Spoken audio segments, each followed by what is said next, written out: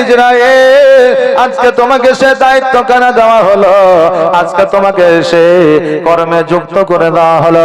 Israel আলাইহিস সালামের সেই দিন থেকে কর্ম হয়েছিল, সেই দিন থেকে কাজ হয়েছিল মানুষের জান কবজ করা। শুধু মানুষেরই নয়, পৃথিবীর মধ্যে যার মধ্যে প্রাণ আছে সকলের জান কবজ করতে হয়। এমন একটা সময় আসবে, এমন একটা দিন আসবে যে হযরতে ইসরাইল আলাইহিস সালাম নিজের জান নিজেই কবজ করবে। জোরে বলেন সুবহানাল্লাহ। ও বেরাদার, আল্লাহ মওত দিয়েছে প্রত্যেকটা মানুষকে, একটা সময় দিয়েছে প্রত্যেকটা মানুষকে। যখন তার সময় সমাপ্ত হয়ে যাবে সেই সময় তার মওত ঘটবে। এক সেকেন্ড আগেও যাবে না, পরেও যাবে না। এই মওতকে কেউ ভয় করে না। আমার আল্লাহ তাবারাক তাআলা রাসূল সাল্লাল্লাহু তাআলা আলাইহি ওয়াসাল্লাম বললেন, আমার বান্দা বান্দীরা, আমার উম্মত উম্মতিরা যদি প্রতিনিয়ত 70 বার করে মরণকে স্মরণ করে, আমার আল্লাহ তাবারাক তাআলা কাল কিয়ামতের দিনে ওই বান্দা বান্দীকে শহীদের দরওয়াজা দান করবে।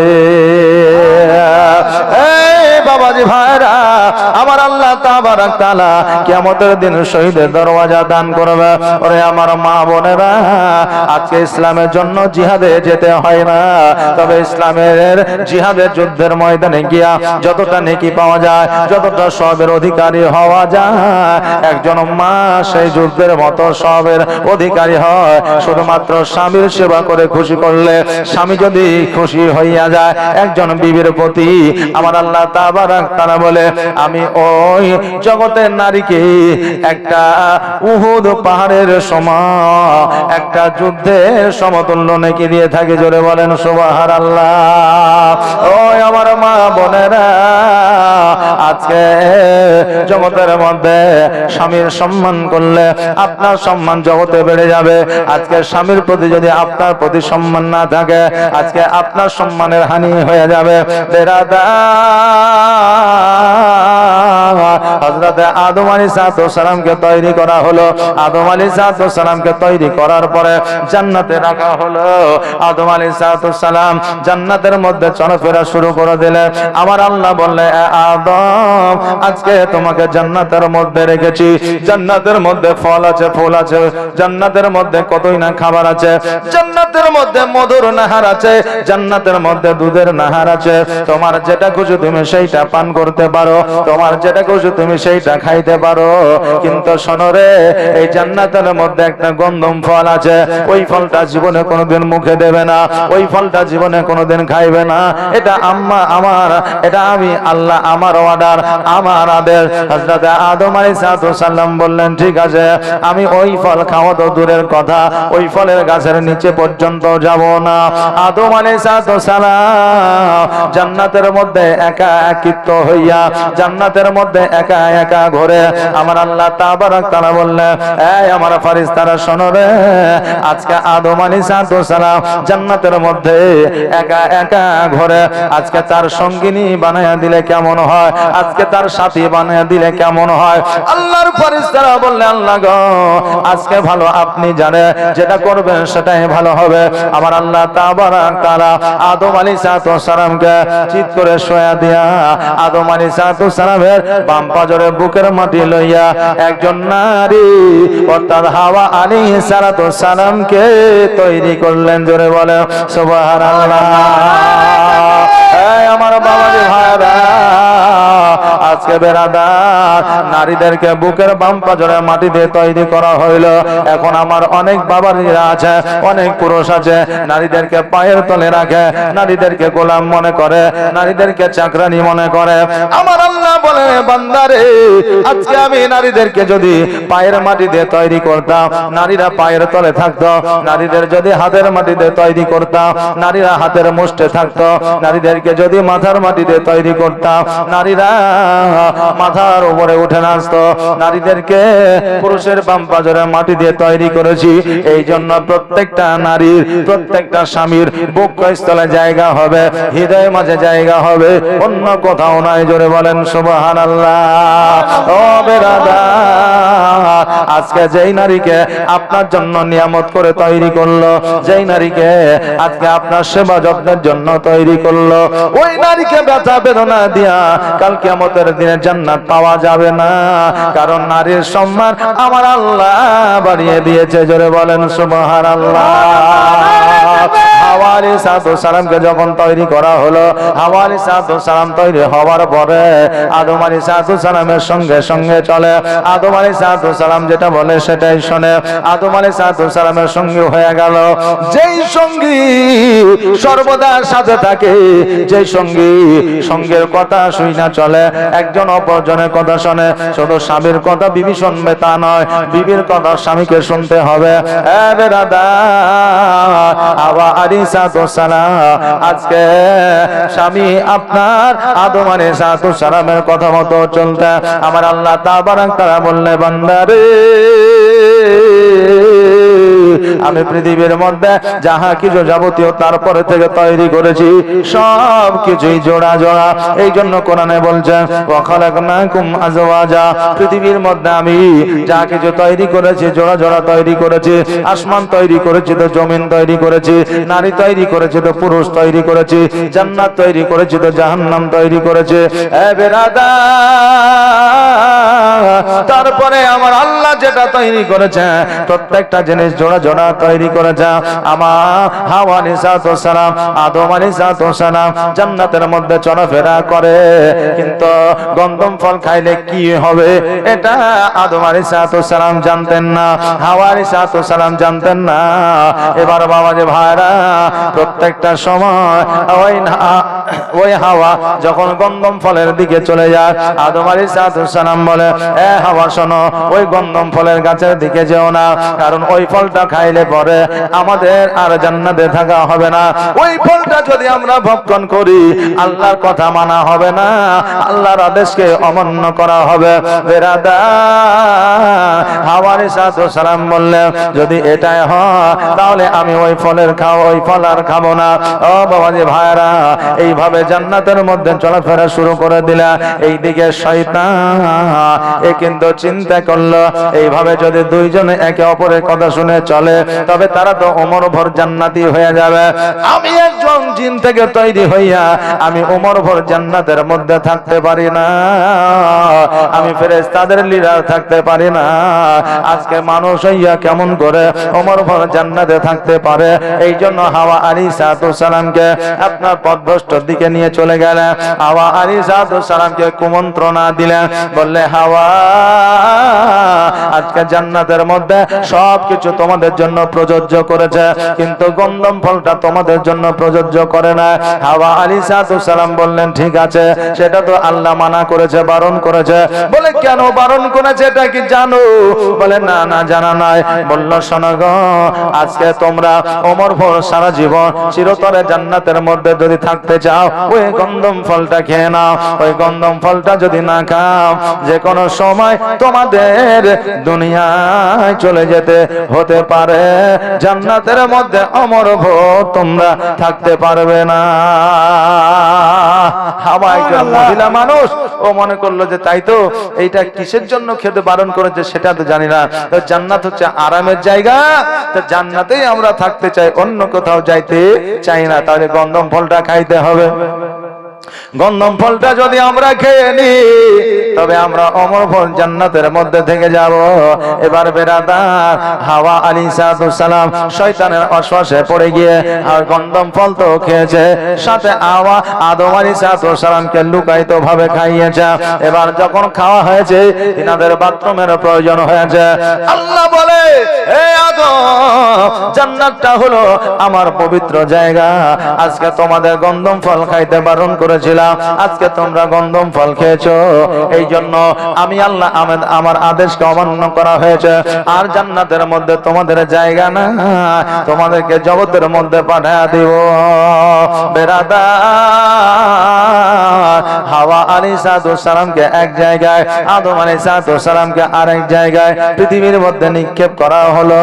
আদম আলাইহিস সালাম বললে, আল্লাহ গো, পৃথিবীর মধ্যে যাব, তবে জান্নাত হইতে আমরা কিছুই পাবো না এটা জানি, তবে গাছের কয়েকটা পাতা আমরা নিতে চাই।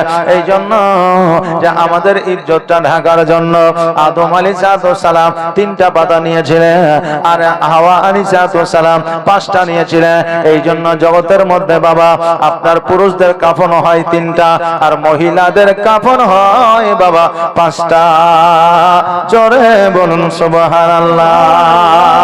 আদম আলাইহিস সালামকে এক জায়গায় ফেলা হয়েছিল, হাওয়া আলাইহিস সালামকে আরেক জায়গায় ফেলা হয়েছিল।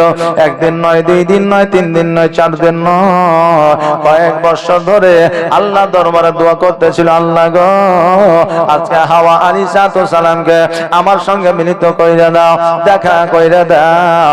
আজকে দেখা হয় না, আমার দোয়া তোমার দরবারে কবুল হয় না। আদম আলাইহিস সালাম চিন্তা করে, আল্লাহ গো, আমার দোয়া কেমন করে কবুল হবে?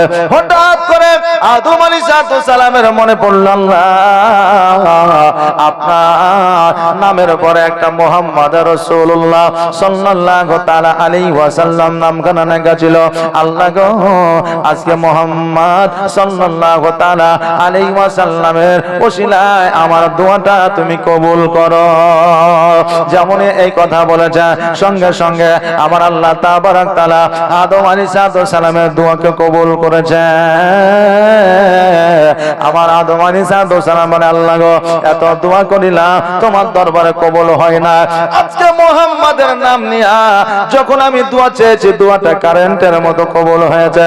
আল্লাহ, আমি জানি না এই মুহাম্মাদটা কার নাম। আমার আল্লাহ তাবারক তাআলা গায়বে আওয়াজ দিয়ে বলে, আদম আলাইহিস সালাম, তুমি যে মুহাম্মদটাকে তুমি জানো না, তবে মুহাম্মাদের নামের ওসিলায় তুমি দোয়া চাইলা কেমন করে? আমার আদম আলাইহিস সালাম বলে, আল্লাহ গো, আমি এতদিন দোয়া করেছি, আমার দোয়া তোমার দরবারে কবুল হয় না। আমি যখন জান্নাতে ঘুরতাম, জায়গায় জায়গায় লেখা দেখতাম, লা ইলাহা ইল্লাল্লাহ মুহাম্মাদুর রাসূলুল্লাহ, লা ইলাহা ইল্লাল্লাহ মুহাম্মাদুর রাসূলুল্লাহ, লা ইলাহা ইল্লাল্লাহ মুহাম্মাদুর রাসূলুল্লাহ সাল্লাল্লাহু তাআলা আলাইহি ওয়াসাল্লাম। জায়গায় জায়গায় দেখতে পেতাম যে লা ইলাহা ইল্লাল্লাহ মুহাম্মাদুর রাসূলুল্লাহ। আমি এই চিন্তা ভাবনা করে মুহাম্মদটাকে তিনার ওসিলায় একবার দোয়া চেয়ে দেখি, মুহাম্মদের নামের ওসিলায় দোয়াটা চাইলাম, আল্লাহ গো, তুমি কারেন্টের মতো কবুল করে নিয়েছো। আল্লাহ, আসলে মুহাম্মদটা কার নাম? আমার আল্লাহ তাবারক তাআলা ডাক দিয়ে বলে, আদম, তুমি শুনে না, ওই মুহাম্মদ হলো আমার হাবিব, মুহাম্মদ হলো আমার দোস্ত। আজকে মুহাম্মদকে তৈরি না করলে, আজকে আমার হাবিবকে তৈরি না করলে, আসমান জমিন কীট পতঙ্গ নদী নালা কিছুই আমি তৈরি করতাম না, ফারিস্তা জিন তৈরি করতাম না, এমনকি আদম তোমাকেও তৈরি করতাম না। আজকে হাবিবের ওসিলায় সারা জাহান তৈরি করেছি, আর আজকে হাবিবের ওসিলায় যদি কেউ দোয়া চায়, আমি আল্লাহ ফিরাইয়া দিই না। আমি আল্লাহ, আমি নবীর ওসিলায় কেউ দোয়া চাইলে আমি ফিরাইয়া দিই না। ও বাবা যে ভাইরা, এই জন্য আহলে সুন্নাত ওয়াল জামাতের মানুষ দেখবেন 4 রাকাত 2 রাকাত নামাজ আদায় করার পরে দেখবেন দোয়া কমপ্লিট করার সময় মুহাম্মদ লা ইলাহা ইল্লাল্লাহ মুহাম্মাদুর রাসূলুল্লাহ সাল্লাল্লাহু তাআলা আলাইহি ওয়াসাল্লাম বলে আপনার মুখে চুম্বন দেয়। এই জন্য বাবা নামাজ কমপ্লিট পরে কাবা থেকে আমার নবীর রওজার দিকে একটু কট ঘোরায়া যেন সালাতু সালাম পড়ে। আমার আল্লাহ বলে, আমার হাবিব যদি খুশি হয়ে যায়, আমি আল্লাহ খুশি হয়ে যায়। জোরে বলেন সুবহানাল্লাহ। আরে আমার বান্দারা, আমি আল্লাহ আমাকে যদি পাইতে চাও, আমার নবীকে খুশি করো। আমার নবী যদি খুশি হইয়া যায়, আমি আল্লাহ খুশি হইয়া যাব। আমি আল্লাহ নবীর খুশিতে খুশি হইব। আমার দয়ার নবী মায়ার নবী সাল্লাল্লাহু তাআলা আলাইহি ওয়াসাল্লাম যখন ইসলাম প্রচার করতেছিলেন, কাফেরেরা আঘাত করেছিল পাথরে, আমার নবীর গাটা যেন রক্তাক্ত হয়ে গিয়েছিল। আমার আল্লাহ বলেছিল, হাবিব গো, আমার দুনিয়ার দরকার নাই, আমার জগতের দরকার না, কেউ উপাসনা করুক আর না করুক, আমার তাতে কিছু যায় আসে না। তবে হাবিব শোনো, আজকে কাফেররা তোমার প্রতি জুলুম করেছে, পাথরের আঘাত করেছে, তোমার শরীরটা রক্তাক্ত হয়ে গেছে। হাবিব,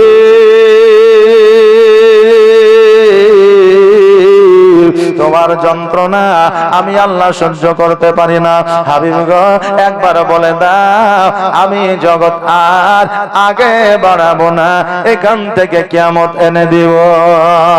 নবী বলেছিলেন, আল্লাহ গো, আজকে আমাকে যারা পাথরে আঘাত করেছে, আজকে আমার শরীরটা যারা রক্তাক্ত করেছে, তারা আমাকে চিনতে পারে না। যদি তারা চিনতে পারতো, আমাকে পাথরে আঘাত করতো না। ওগো আল্লাহ, আমি জগতের মধ্যে সত্যের বাণী ছড়ানোর জন্য এসেছি। সত্যের বাণীটা যেই দিন ছড়ানো হয়ে যাবে, আজকে যারা পাথরে আঘাত করলো, কালকে তারাই আমার কদম মসি করবে। জোরে বলেন সুবহানাল্লাহ। এ বাবা, আমার আল্লাহ নবীকে রাজি চেয়েছে, আমার নবী যদি রাজি হইয়া যায়, আমার আল্লাহ রাজি হইয়া যাবে। আদম আলাইহিস সালামের দোয়াকে আল্লাহ কবুল করতেছিল না, ওই দোয়া নবীর ওসিলায় কবুল হয়ে গেল। বেরাদার, এইভাবে পরম্পরা কত না পয়গম্বর জগতের মধ্যে আসলো, কত না পয়গম্বর আপনার মুসলমান বানাইলো। এক একজন পয়গম্বরে এক একটা কলেমা ছিল, লা ইলাহা ইল্লাল্লাহ মুসা কালিমুল্লাহ, লা ইলাহা ইল্লাল্লাহ ঈসা রূহুল্লাহ। এইভাবে আপনার এক একটা পয়গম্বরে এক একটা কলেমা ছিল। আমার নবী পাক সাল্লাল্লাহু তাআলা আলাইহি ওয়াসাল্লামের লা ইলাহা ইল্লাল্লাহ মুহাম্মাদুর রাসূলুল্লাহ এই কলেমাটা ছিল। এই ব্রাদার, আমার প্রত্যেকটা পয়গম্বরের শেষে ছিল আলাইহিস সালাম। যেমন ইব্রাহিম আলাইহিস সালাম, মুসা আলাইহিস সালাম, ঈসা আলাইহিস সালাম, ইসমাঈল আলাইহিস সালাম, প্রত্যেকটা পয়গম্বরের শেষে আলাইহিস সালাম। আমার নবীজি প্রত্যেকটা পয়গম্বরের চাইতে আলাদা, এইজন্য আমার নবীর টাইটেলও আলাদা। সবাই হলো আলাইহিস সালাম, আর আমার নবী হলো সাল্লাল্লাহু আলাইহি ওয়াসাল্লাম। ও বেরাদার, আমার দয়ার নবী মায়ার নবী সাল্লাল্লাহু তাআলা আলাইহি ওয়াসাল্লাম। এ বাবা, অন্য কোন বংশে আপনার নবী হয়ে জগতে আসে না, আমার নবীজি নবীদের বংশে নবী হইয়া এসেছিল। যেই বংশটাকে বলা হয় বানি হাশিম গোত্রের, আমার নবীজি এসেছিলেন বানি হাশিম গোত্রে, ইব্রাহিম আলাইহিস সালামের বংশে, ইসমাঈল আলাইহিস সালামের বংশে। তবে বাবা যে ভাইরা, যত পয়গম্বর ইসলাম প্রচার করে গিয়েছিল, সবাই কিন্তু আবার পুনরায় মূর্তি পূজা করতে আরম্ভ করেছিল। এমন একটা সময় এসেছিল যেই সময়ে মানুষকে মানুষ মনে করতো না, আল্লাহ আছে এটা তারা জানতো না। তারা মূর্তি পূজা করত, সূর্য পূজা করত, গাছ পূজা করত, চন্দ্র পূজা করত, তারা পূজা করত। এইভাবে তারা দিনগুলোকে অতিবাহিত করত। নিজ স্বাধীন তারা সবকিছু প্রযোজ্য মনে করত, সুদ প্রযোজ্য করত, জেনা প্রযোজ্য মনে করত, খুন করা প্রযোজ্য মনে করত। পাপ কি জিনিস তারা বুঝতো না, নেকি কি জিনিস বুঝতো না। একজন প্রভু, একজন আল্লাহ আমাদের আছে, এটা তারা জানতো না। আমার দয়ার নবী মায়ার নবী সাল্লাল্লাহু তাআলা আলাইহি ওয়াসাল্লাম আসার পরে মানুষের কাছে যখন সত্যের ধর্মের প্রকাশ করলো, মানুষ আস্তে আস্তে জানতে পারলো যে আমাদের একটা শেষ সময় আছে। ও বেরাদার, আমার কালকে বলতেছিলাম, আমার হযরতে মা আমিনা রাদিয়াল্লাহু তাআলা আনহা বললেন, এই নূর খানের মা আমি হতে চাই। যদি এই নূর খানার মা আমাকে বানাতে চাও, তবে আমি নূর খানা তোমাকে দিতে পারি। যদি এই নূরের মা যদি আমি না হতে পারি এই নূর খানা আমি দিব না। আল্লাহর জান্নাত হইতে খাতা কলম নিয়ে এসে সই স্বাক্ষর করে দেওয়া হলো। সই স্বাক্ষর করে দেওয়ার পরে হযরতে জিবরিল আলাইহিস সালাম ঊর্ধ্বগমনে আসমানের দিকে গেল। এই দিকে বাবাজি ভাইরা আবে জমজমের পানি উদ্ধার করিল। একটা নয় দুইটা নয়, হযরত আব্দুল মুত্তালিব রাদিয়াল্লাহু তাআলা আনহুর 11টা সন্তান ছিল। এবার আবে জমজমের পানি যখন উদ্ধার হচ্ছিল না, আব্দুল মুত্তালিব বলল, আল্লাহ আমি যদি আবে জমজমের পানি উদ্ধার করতে পারি আমার বেটা আব্দুল্লাহকে কুরবানি করে দিব। আবে জমজমের পানি উদ্ধার হয়ে গেল। একদিন দুই দিন 4 দিন 5 দিন অতিবাহিত হইল। আল্লাহ বলে, আব্দুল মুত্তালিব তুমি যে ওয়াদা করেছিলে, তুমি যে আমাকে কথা দিয়েছিলে, সেটা এখনো পর্যন্ত পূর্ণ হয় না। সকাল বেলা হযরতে আব্দুল্লাহ রাদিয়াল্লাহু তাআলা আনহুকে নিয়ে আপনার জঙ্গলের দিকে যায় কুরবানি করবে বলে হাকিমের সঙ্গে দেখা হয়ে গেল। হাকিম বলল, শোনো রে, আজকে আজকে হযরতে আব্দুল্লাহ রাদিয়াল্লাহু তাআলা আনহুর কপাল থেকে হযরতে মুহাম্মদুর রাসূলুল্লাহ সাল্লাল্লাহু তাআলা আলাইহি ওয়াসাল্লাম জগতে আসবে। অতএব আব্দুল্লাহকে যদি কুরবানি করে দাও আমার নবী কি করে জগতে আসবে? অতএব এক কাজ করো, একদিকে আব্দুল্লাহর নাম অপরদিকে উটের নাম দিয়া তুমি একটা লটারি করো। উটের নাম যদি ভেসে ওঠে উট কুরবানি আল্লাহ কবুল করবে, আব্দুল্লাহ বেঁচে যাবে। আব্দুল মুত্তালিব তাই করলেন। শেষমেশ আপনার উট কুরবানি হয়ে গেল, আল্লাহ কবুল করে নিলেন। আজ থেকে আব্দুল্লাহ রাদিয়াল্লাহু তাআলা আনহু যেন আপনার বেঁচে গেল। হযরতে আব্দুল্লাহ রাদিয়াল্লাহু তাআলা আনহু হযরতে আব্দুল মুত্তালিব রাদিয়াল্লাহু তাআলা আনহু বাড়ির দিকে আসলেন। বাড়িতে আসার পরে আব্দুল মুত্তালিব চিন্তা করে, আল্লাহ গো, আজকে আমার সন্তান আব্দুল্লাহর বিবাহ দিতে হবে। বন্ধু বান্ধবকে দিয়ে যখন খবরটা পাঠাইলো, আব্দুল্লাহ বলল, শোনো রে, আমার বিবাহ হয়ে গেছে। বলে, কোথায় বিবাহ হয়েছে? কবে হইল? বলে, আমার জান্নাতে বিবাহ হয়ে গেছে। বন্ধুরা বলল, শোনো রে, আজকে যদি তোমার বিবাহ হয়ে যায় আমরা নাহি তোমার বন্ধু জানতে পারলাম না, তবে তোমার আব্বা কেন জানে না? আব্দুল্লাহ বলে, শোনো রে, বিবাহ হয়েছে একমাত্র আমি জানি, জগতের আর কেউ জানে না। এই কথা যখন আব্দুল মুত্তালিবকে শোনানো হলো, আব্দুল মুত্তালিব বলে, আমার বেটা আব্দুল্লাহকে ডাকো। আব্দুল্লাহকে ডাকা হলো। আব্দুল্লাহকে বলে, এ আব্দুল্লাহ, তোমার নাকি বিবাহ হয়ে গেছে? বলে, হ্যাঁ। কোথায় বিবাহ হয়েছে? নাম কি বলো? বলে, আমার বিবাহ হয়েছে সোনার মদিনায়, আর আমার বিবির নাম হলো আমিনা, আর আমার বিবির আব্বার নাম হলো আব্দুল ওয়াহাব জোহরি। এ বাবা, কালকে হয়তো এই ঘটনাটা আপনাদেরকে বলেছি, একটু আগিয়ে নিয়ে যায়। এবার আমার হযরতে আব্দুল্লাহ রাদিয়াল্লাহু তাআলা আনহু আপনার বিবাহে বরযাত্রী আল্লাহর ফেরেশতারা পর্যন্ত গিয়েছিল। এবার বাবাজি ভাইরা, আমিনা রাদিয়াল্লাহু তাআলা আনহাকে যখন বাড়িতে নিয়ে আসলেন, আল্লাহর ফেরেশতারা নিয়ে এসেছিল। ফেরেশতারা নিয়ে আসার পরে একদিন দুই দিন 3 দিন 4 দিন আপনার অতিবাহিত হয়ে গেল। কোন কোন রাবী বর্ণনা করেছে বিবাহ করে নিয়ে আসার পরে 2 দিন আপনার বাড়িতে থেকেছে। কোন কোন রাবী বর্ণনা করেছে 7 দিন পর্যন্ত বাড়িতে ছিল। এবার 7 দিন বাড়িতে থাকার পরে এবার আব্দুল্লাহ নিজের আব্বা জানের কাছে গেল। যাওয়ার পরে বলে, আব্বা গো,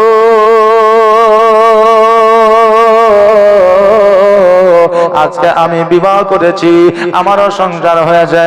ও ভাই আব্বা, আমার আরো 10 ভাই যেমন বাণিজ্য করতে বিদেশে যায়, আমিও বিদেশে বাণিজ্য করার জন্য যেতে চাই। আব্দুল মুত্তালিব বলে, আব্দুল্লাহ, আজকে ছোট থেকে তুমি বড় হয়েছ, জীবনে কোনোদিন তোমাকে বাণিজ্যে পাঠাই নাই, জীবনে কোনোদিন ব্যবসায় যাও না, জীবনে কোনোদিন বিদেশে তুমি যাও না, আজকে তুমি যাইবা, আমি আব্দুল মুত্তালিব কেমন করে সহ্য করব?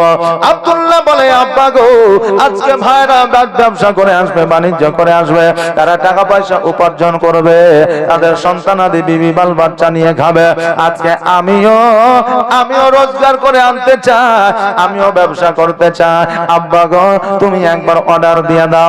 আরে বাবা, সন্তানদের যখন বিবাহ হয়ে যায় একটা অন্যরকম খরচা বেড়ে যায়। অতএব কর্ম না করিলে, কাজ না করিলে কেমন করে সংসারটা চালানো যায়। এই জন্য আব্দুল মুত্তালিব বলল, শোনো আজকে তুমি যখন বাণিজ্যে যেতে চাইছো তুমি যাও যাও, তোমাকে বারণ করব না, তবে বাবা একটু দেখে শুনে থাকবে, একটু সতর্ক ভাবে থাকবে। এই জন্য সতর্ক ভাবে থাকবে যে তুমি জীবনে কোনোদিন বাইরে যাও না, রাস্তাঘাট চেনো না, পথ তুমি চেনো না। এই জন্য আমি তোমাকে আমি সতর্ক করতে আছি। আরো 10 ভাইকে ডাকলে, ডাকার পরে বললেন আমার বেটারা আজকে আব্দুল্লাহ জীবনে কোনোদিন বাণিজ্যে যায় না, জীবনে কোনোদিন ব্যবসায় যায় না। আজকে আব্দুল্লাহ যখন ব্যবসা বাণিজ্য করতে যেতে চাইছে তোমরা সঙ্গে করে নিয়ে যাবে। ভাইকে সব সময় খেয়াল রাখবে যাতে কোনো রকমের অসুবিধা না হয়। আরো ভাইরা সবাই বলল আব্বা গো আজকে আমরা ছোট ভাইকে সবাই ভালোবাসি, আজকে তার ব্যবসা যদি না হয়, বাণিজ্য যদি না হয়, আমরা দায়িত্ব নিয়ে তার ব্যবসা বাণিজ্য করে দিব। তবে আব্বা আব্দুল্লাহকে যে জায়গায় নিয়ে গেছি ওই জায়গায় লাভ হয়েছে, ওই জায়গায় উন্নতি হয়েছে, ওই জায়গায় ভালো হয়েছে, ওই জায়গায় কোনো দিন ক্ষতি হয় না। আব্দুল মুত্তালিব বলল ঠিক আছে যাও, অসুবিধা নাই। বাবাজি ভাইরা সকালবেলা সব ভাই যেন বাড়িয়ে গেছে বাণিজ্য করার জন্য, উটের পৃষ্ঠে যেন চেপে গেছে। আব্দুল্লাহ রাদিয়াল্লাহু তাআলা আনহু উনিও যেন বাবা আপনার বের হয়ে গেছে, উনিও যেন আপনার উটের পৃষ্ঠে চেপে গেছে। আমিনা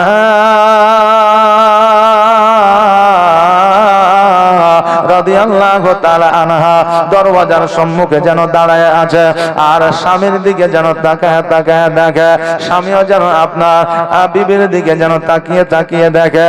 আরে বাবা, বিবিরা কোনোদিন স্বামীদেরকে বিদেশে যেতে আপনার সহজে যেতে দেয় না, স্বামীরা সহজে সন্তান আদি ছেড়ে বিদেশে যেতে চায় না। কিন্তু বাবাজি ভাইরা জগতের কর্ম এমনই, কর্ম না করিলে বাড়িতে থেকে সংসার চলে না, এই জন্য বিদেশে যেতে হয়। বাবাজি ভাইরা এক এক জায়গায় এক একটা প্রথা। আজকে আমাদের ভারতবর্ষ হয়তো বিদেশ থেকে টাকা রোজগার করে আনতে হয়, এটাই হয়তো আমাদের সিস্টেম। আজকে আব্দুল্লাহ রাদিয়াল্লাহু তাআলা আনহু যেন আপনার মা আমিনার দিকে তাকাইতে তাকাইতে আড়াল হয়ে গেল। কে জানতো যে এটা আমিনার সঙ্গে আব্দুল্লাহর শেষ দেখা ছিল? আমিনা কি জানতো যেটা আব্দুল্লাহর সঙ্গে আমার শেষ দেখা ছিল?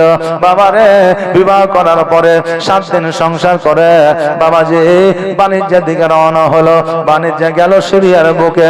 সিরিয়ার বুকে যাওয়ার পরে যেখানে 2 মাস 3 মাস সময় লাগতো, 1 মাসের ব্যবধানে আপনার সমস্ত জিনিসপত্র সেল করে দিল।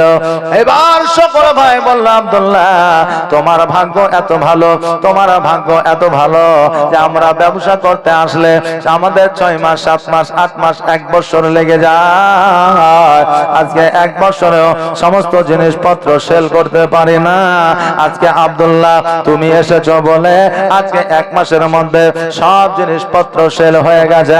আব্দুল্লাহ আমরা জানতাম তুমি যদি বাণিজ্যে আসো আমাদের মুনাফা বেশি হবে, আমাদের লাভ বেশি হবে। ও আব্দুল্লাহ আজকে যখন তুমি এসেছো শোনো রে, আগামীতে আমরা বেশি বেশি করে জিনিসপত্র নিয়ে আসবো, চলো চলো আমরা বাড়ির দিকে যাই। এবার বাবাজি ভাইরা 3 মাসের মাথা আমার হযরতে আব্দুল্লাহ রাদিয়াল্লাহু তাআলা আনহু যেন বাড়ির দিকে রওনা হয়ে গেলেন। আরো 10টা ভাই যেন রওনা হয়ে গেলেন। বাবাজি ভাইরা এখানেও কিন্তু মতভেদ আছে। কোন কোন রাবি বলেছিলেন 2 মাসের থেকে কিছুদিন বেশি ব্যবসা করেছিলেন, কোন কোন রাবি বলেছেন না 3 মাস ব্যবসা করেছিলেন। ব্যবসা করার পরে যখন আপনার রাস্তা দিয়ে চলে যায় মাকামে আব্বা বলে একটা জায়গা আছে, ওই জায়গাতে যেন আরাম করেন। সবাই যেন আরাম করতেছে, হঠাৎ করে আব্দুল্লাহ রাদিয়াল্লাহু তাআলা আনহুর শরীরে যেন বাবা জ্বর চলে আসলো। আর ওই জ্বর চলে আসার পরে শরীরটা যেন ব্যথায় ব্যথিত হয়ে গেল। আব্দুল্লাহ বলে, আরে ভাই, আজকে হঠাৎ করে কোথা থেকে জ্বর চলে আসলো?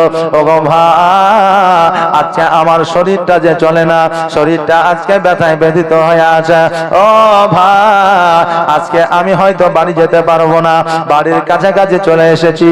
তবে ভাই শোনো গো, রাত্রি যখন হয়েছে তোমরা বাড়ির দিকে চলে যাও, আমি আগামী কালকে আরাম করে চলে আসবো।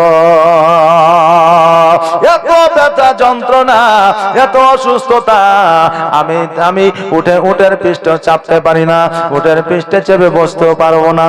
অতএব এই জায়গায় আমি একটু আরাম করে নিলে আমার শরীরটা সুস্থ হয়ে যাবে, যেহেতু অনেকটা পথ আমরা এসেছি। ওগো ভাই, আজকে আমার কাছে সময় ব্যয় না করিয়া বাড়ির দিকে চলে যাও, কারণ বাড়িতে সন্তানাদি তোমাদের দিকে হয়তো তাকায় আছে, তোমাদের বিবি তোমাদের দিকে হয়তো তাকায় আছে। আগামী কালকে আমি একাই বাড়ি চলে আসবো। বড় ভাই হারিস বলল, ভাই রে, আমি কেমন করে তোমাকে ছেড়ে যাই? আজকে তোমাকে ছেড়ে যখন বাড়িতে প্রবেশ করব, আমার আব্বা সর্বপ্রথম আমাকে জিজ্ঞাসা করবে, যেহেতু আমি বাড়ির বড়, অতএব আমি জবাব দিতে পারবো না। আব্দুল্লাহ বলল, ভাই গো, আজকে আমার কথা আমার আব্বাকে বলবে। আমার আব্বা আমাকে বড় ভালোবাসে, আমার কথা বললে তোমাকে কিছুই বলবে না। কেউ কিন্তু জানতো না যে আব্দুল্লাহ আর জগতের মধ্যে থাকবে না। যদি জানতো রে বাবা, 10 জন ভাই কি আমার আব্দুল্লাহকে রেখে যাইতো? কেউ রেখে যাইতো না। আব্দুল্লাহ কি বাণিজ্যে পাঠাইতো? বাণিজ্যে পাঠাতো না। মা আমিনা জানতো না। এবার সকল ভাই যেন বাড়ির দিকে চলে গেল। আব্দুল্লাহ রাদিয়াল্লাহু তাআলা ওই মাকামে আব্বা একটা গাছের ছায়ায় যেন শুয়ে পড়লেন। সবাই যেন বাড়িতে যায়। আমার মা আমিনা রাদিয়াল্লাহু তাআলা আনহা, উনিও মনে করেন আমার স্বামী আসছে, দরওয়াজার সম্মুখে দাঁড়ায় আছে। সবাই যেন নিজের নিজের বাড়িতে গেল। এইদিকে আমার মা আমিনা লক্ষ্য করে দেখলো সবাই বাড়িতে ঢুকলো, কিন্তু আমার স্বামী তো বাড়িতে আসলো না। আমিনা রাদিয়াল্লাহু তাআলা আনহা ছুটতে ছুটতে আব্দুল মুত্তালিবের কাছে গেল। আব্দুল মুত্তালিবের কাছে যাইয়া বলল, আব্বা গো, আপনার সকল সন্তান বাড়িতে আসিল, কিন্তু এখনো পর্যন্ত আপনার ছোট সন্তান আসে না। আব্দুল মুত্তালিব সকল সন্তানকে ডাকলো, ডাকার পরে বলল, এই আমার সন্তানেরা, বলো বলো, আজকে আমার আব্দুল্লাহ কোথায় আছে? আব্দুল্লাহকে কোথায় রেখে এসেছো? আব্দুল্লাহ কেন তোমাদের সঙ্গে আসে না? হারিস বলল, আব্বা গো, আমাদের সঙ্গে আমার ভাই আসতেছিল, মাকামে আব্বাই অসুস্থ হয়েছিল, আজকে তাকে ওই জায়গায় রেখে এসেছি, আগামী কালকে গিয়ে নিয়ে আসবো। আব্দুল মুত্তালিব বলল, ও হারিস শোনো রে, আজকে কেমন করে তোমার ভাইকে রেখে আসতে পারলে? আজকে কেমন করে তোমার ভাইকে ছেড়ে আসতে পারলে? আজকে তোমার ভাই একাই থেকে গেল। আজকে হারিস বলল, আব্বা গো, আজকে আমরা আসতে চাইছিলাম না, কিন্তু আমার ভাই আমাদেরকে জোর করে বাড়িতে পাঠাইলো। আব্দুল মুত্তালিব বলল, শোনো রে, আজকে হয়তো এখন আর তোমাদেরকে পাঠাইতেছি না, কারণ পাঠাইলে পরে হয়তো তোমাদের কারো ক্ষতি হয়ে যেতে পারে, বাঘ ভাল্লুক হাতিকে হয়তো তোমাদের আক্রমণ করতে পারে। অতএব এখন রাত্রি বেলায় আর যাওয়া লাগবে না, আগামী কালকে সকাল বেলায় তোমরা গিয়ে আমার বেটা আব্দুল্লাহকে নিয়ে আসিও। সকল ভাই নিজ নিজ বাড়িতে নিজ নিজ বাসভবনে যেন আপনার রাত্রিটা অতিবাহিত করলো। সকালবেলা 10টা ভাই যেন ওট নিয়ে আপনার বার হয়ে গেল, গুটি গুটি পায়ে মাকামে আব্বাই পৌঁছালো। মাকামে আব্বাই পৌঁছানোর পরে যে জায়গায় আব্দুল্লাহকে রেখে এসেছিল, ওই জায়গায় আব্দুল্লাহকে দেখা যায় না, ওই জায়গায় ওট দেখা যায় না, ওই জায়গায় সামানপত্র দেখা যায় না। মাকামে আব্বার মানুষদেরকে ডাক দিয়ে বলে, মাকামে আব্বার মানুষরা, আজকে এই জায়গায় নুরানিময় চেহারা একজন যুবককে রেখে গিয়েছিলাম, আজকে অসুস্থ অবস্থায় ছিল, সকাল বেলায় আসিয়া তাকে দেখতে পাই না, কারণটা কি? আজকে মাকামে আব্বার মানুষরা বলল, শোনো রে ও মক্কাবাসীরা, আজকে যে আব্দুল্লাহ নামক একজনকে তোমরা এখানে রেখে গিয়েছিলে, আজকে ওই যুবক জগতের মধ্যে আর বেঁচে নাই, রাত্রি বেলা ইন্তেকাল করেছে। জোরে বলেন ইন্না লিল্লাহি ওয়া ইন্না ইলাইহি রাজিউন। সকাল হয়ে গেল, খোঁজ খবর যখন পাইলাম না, আজকে আমরা কাফন দাফনের ব্যবস্থা করে ওই মাকামে আবহাওয়ায় রেখে দিয়েছি। বাবাজি ভাইরা, আজকে মরণ কার কোথায় আছে কেউ বলতে পারে না, কখন কার মওত হবে কেউ বলতে পারবে না, কারণ যে জায়গায় মানুষের মওত থাকবে আল্লাহ যেমন করে হোক সেই জায়গায় তাকে পৌঁছায় দিবে। আজকে আপনার যদি কুয়েতে মরণ থাকে, যেমন করে হোক কুয়েত পৌঁছে যাবে। আজকে যদি আমার অন্য জায়গায় মওত থাকে, যেমন করে হোক সেই জায়গায় পৌঁছায় দিবে। কাছে টাকা থাকুক আর না থাকুক, কারণ যে জায়গায় যার মওত হবে সেই জায়গাতে তার যেই জায়গায় যার মওত লেখা আছে সেই জায়গায় তার মওত হবে। একটু এদিকেও যাবে না ওই দিকেও যাবে না। আব্দুল্লাহ রাদিয়াল্লাহু তাআলা আনহুর হয়তো মাকামে আবওয়ায় ইহ জগৎ ছেড়ে পরে জগৎ যাওয়ার আপনার জায়গা ছিল, এই জন্য মাকামে আবওয়ায় তিনি এই জগৎ ছেড়ে পরে জগৎ গমন করেছিলেন। কোন জায়গা নির্ধারিত নাই রে বাবা। আজকে আপনি পরিষ্কার পরিচ্ছন্ন করে একটা জায়গা কবর খনন করে রাখলে, কিন্তু দেখা গেল ওই জায়গা আপনার মত হইল না। এই জন্য বলছে কোন জমিনের মাটি আমার হবে গরস্থান, কোন জমিনের মাটি আমার হবে গরস্থান। কাদের চোখের জলে আমি, কাদের চোখের জলে আমি পাইব পরিত্রাণ, কোন জমিনের মাটি আমার হবে গরস্থান, কোন জমিনের মাটি আমার হবে গরস্থান। কার কাঁধে চড়ে আমি কবর দেশে যাব, জানি না কার মন যাতে খোদা রহম পাব। কার কাঁধে চড়ে আমি কবর দেশে যাব, জানি না কার মোনাজাতে খোদা রহম পাব। কার কারণে করবে ক্ষমা, কার কারণে করবে ক্ষমা আল্লাহ মেহেরবান। কোন জমিনে মাটি আমার হবে গরস্থান, কোন জমিনের মাটি আমার হবে গরস্থান। কাদের চোখের জলে আমি পাইব পরিত্রাণ, কোন জমিনের মাটি আমার হবে গরস্থান। আল্লাহুম্মা সাল্লি আলা সাইয়্যিদিনা মাওলানা মুহাম্মাদ ওয়া আলা আলি সাইয়্যিদিনা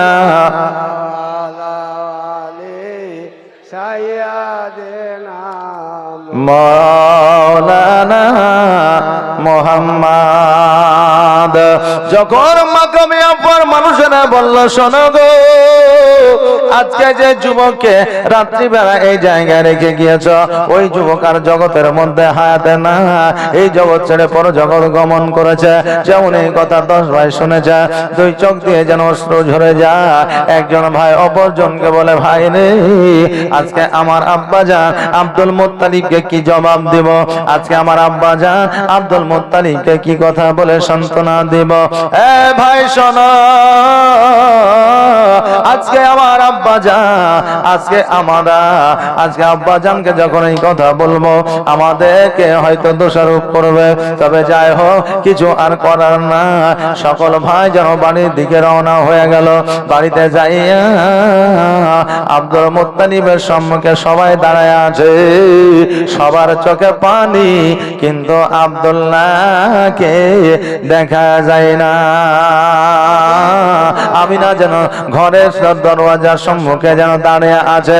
এইদিকে আব্দুল মুত্তালিব বলে, রে বেটা হারিস, আজকে তোমরা চোখে অশ্রু নিয়ে দাঁড়িয়ে আছো, চোখে পানি নিয়ে দাঁড়িয়ে আছো, বলো বলো কারণটা কি? আজকে তোমাদের চোখে কেন পানি? সকল ভাই বলে, আব্বা গো,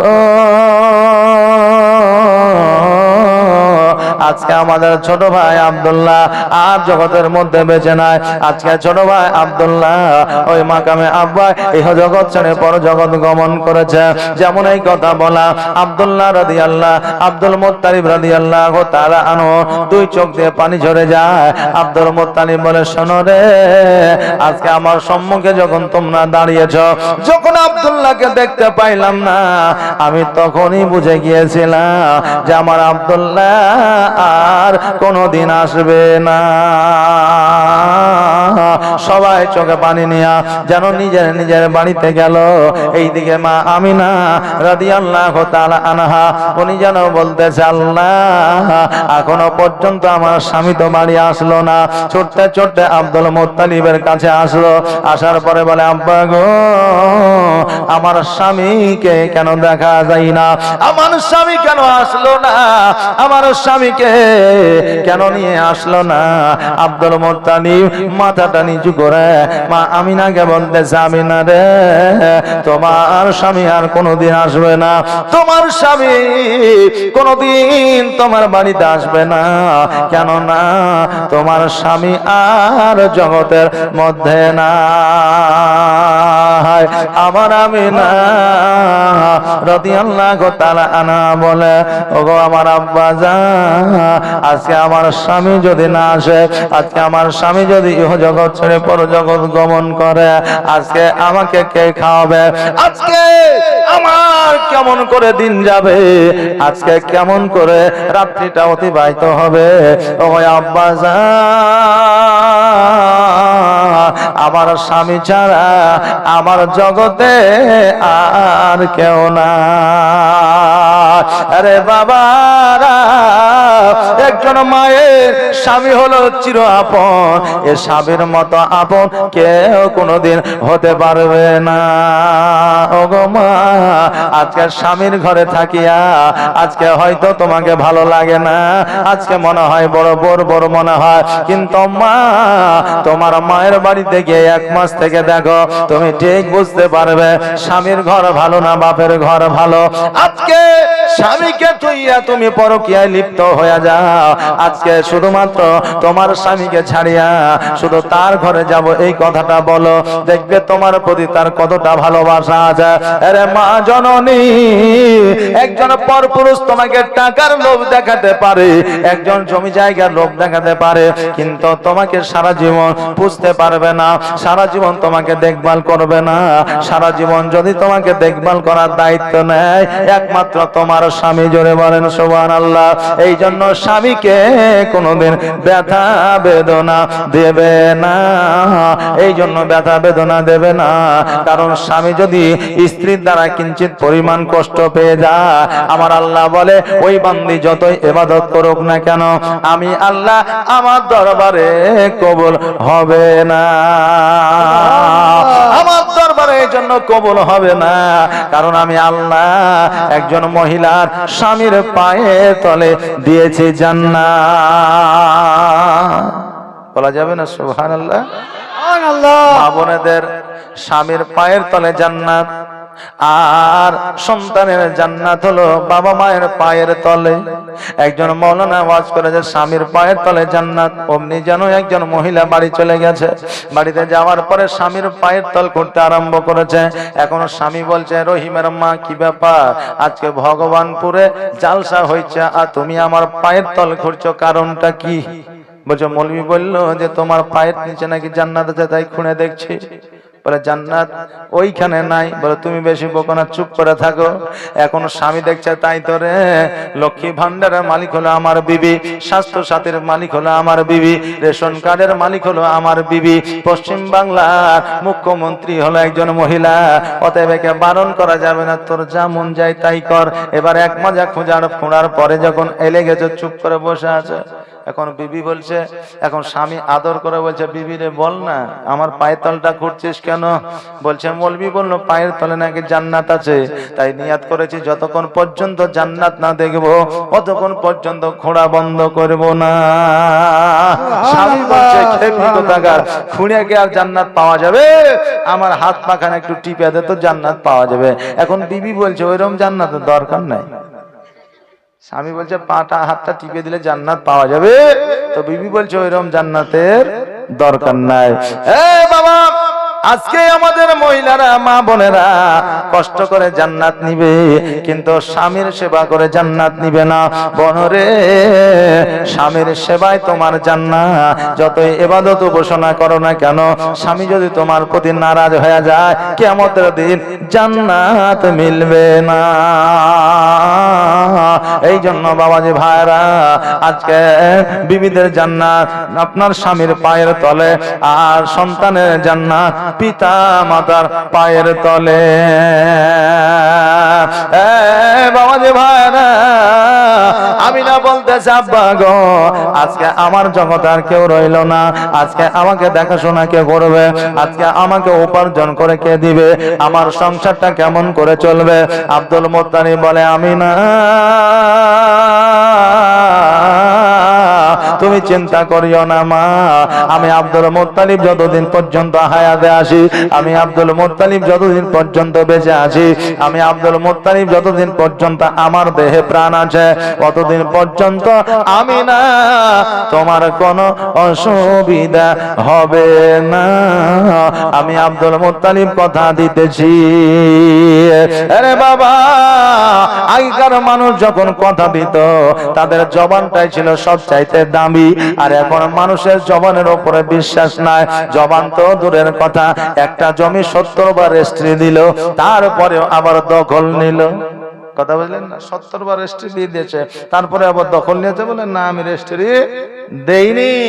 আগে মানুষের জবানের দাম ছিল, এখন বাবা খাতা কলমের দাম নাই।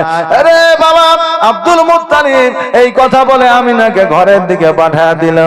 আজকে মা আমিনা ঘরের মধ্যে গেল, কিছুক্ষণ পরে বাইরে বের হয়ে এসে আব্দুল মুত্তালিবকে বলল, আব্বা গো, আজকে আমার বাড়িতে পানি নাই।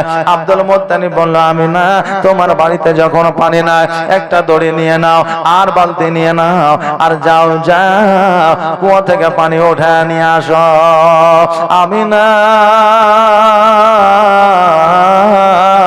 রাদিয়াল্লাহু তাআলা আনহা একটা বালতি আর দড়ি নিয়ে যেন কুয়ার দিকে আগাতে আরম্ভ করলেন। এবার কিছু দূর যাওয়ার পরে দেখছে যেন অন্যান্য নারীরা কুয়া থেকে যেন ঝুঁকে ঝুঁকে পানি তুলতেছে, ইন্দারা থেকে যেন আপনারা ঝুঁকে ঝুঁকে পানি উঠাইতেছে। আমিনা দূর থেকে লক্ষ্য করলো, আমিনা রাদিয়াল্লাহু তাআলা আনহা যেন বাবা আপনার কুয়ার দিকে আগাতে আরম্ভ করেছে। এই দিকে আমার আল্লাহ বলতেছে, ওরে কুয়ার পানি শোন, আজকে যে মহিলা আসতেছে, আজকে ও সাধারণ জগতের সাধারণ মহিলা নয়, উনি হলো আমার হাবিবের মা। অতএব শোনো রে, আজকে আমিনা যেন তোমার আজকে কুয়াতে ঝুঁকে ঝুঁকে যেন পানি না উঠায়। যদি আমিনা ঝুঁকে ঝুঁকে পানি উঠায়, আমি আল্লাহ সহ্য করতে পারবো না। অতএব পানি শোন, আমিনা যখন কুয়ার কাছে হাজির হবে, পানি তুই অটোমেটিক উপরে চলে যাবি। আমিনা যখনই বাবা কুয়ার কাছে পৌঁছে গেছে, পানি যেন উপর দিকে উঠতেছে, পানি যেন উপর দিকে উঠে যাচ্ছে। এবার আমিনা ভয়ে যেন পানিটা নিতে চাইছে না।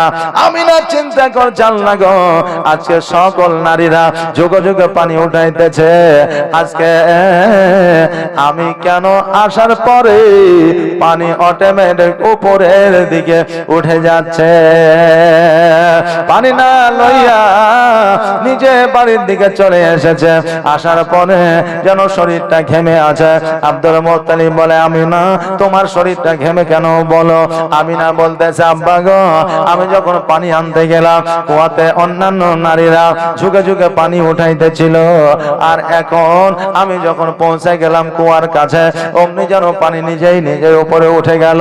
আব্দুল মুত্তালিব মিচকে হাসি দিয়া বলল, আমিনা তুমি ভয় করো না রে মা, পানি যখন উপরে উঠে আসছে পানি তুমি নিয়ে আসো, পানি তুলে নিয়ে আসো, কোনো অসুবিধা নাই, কোনো সমস্যা নাই, তুমি পানি নিয়ে আসো।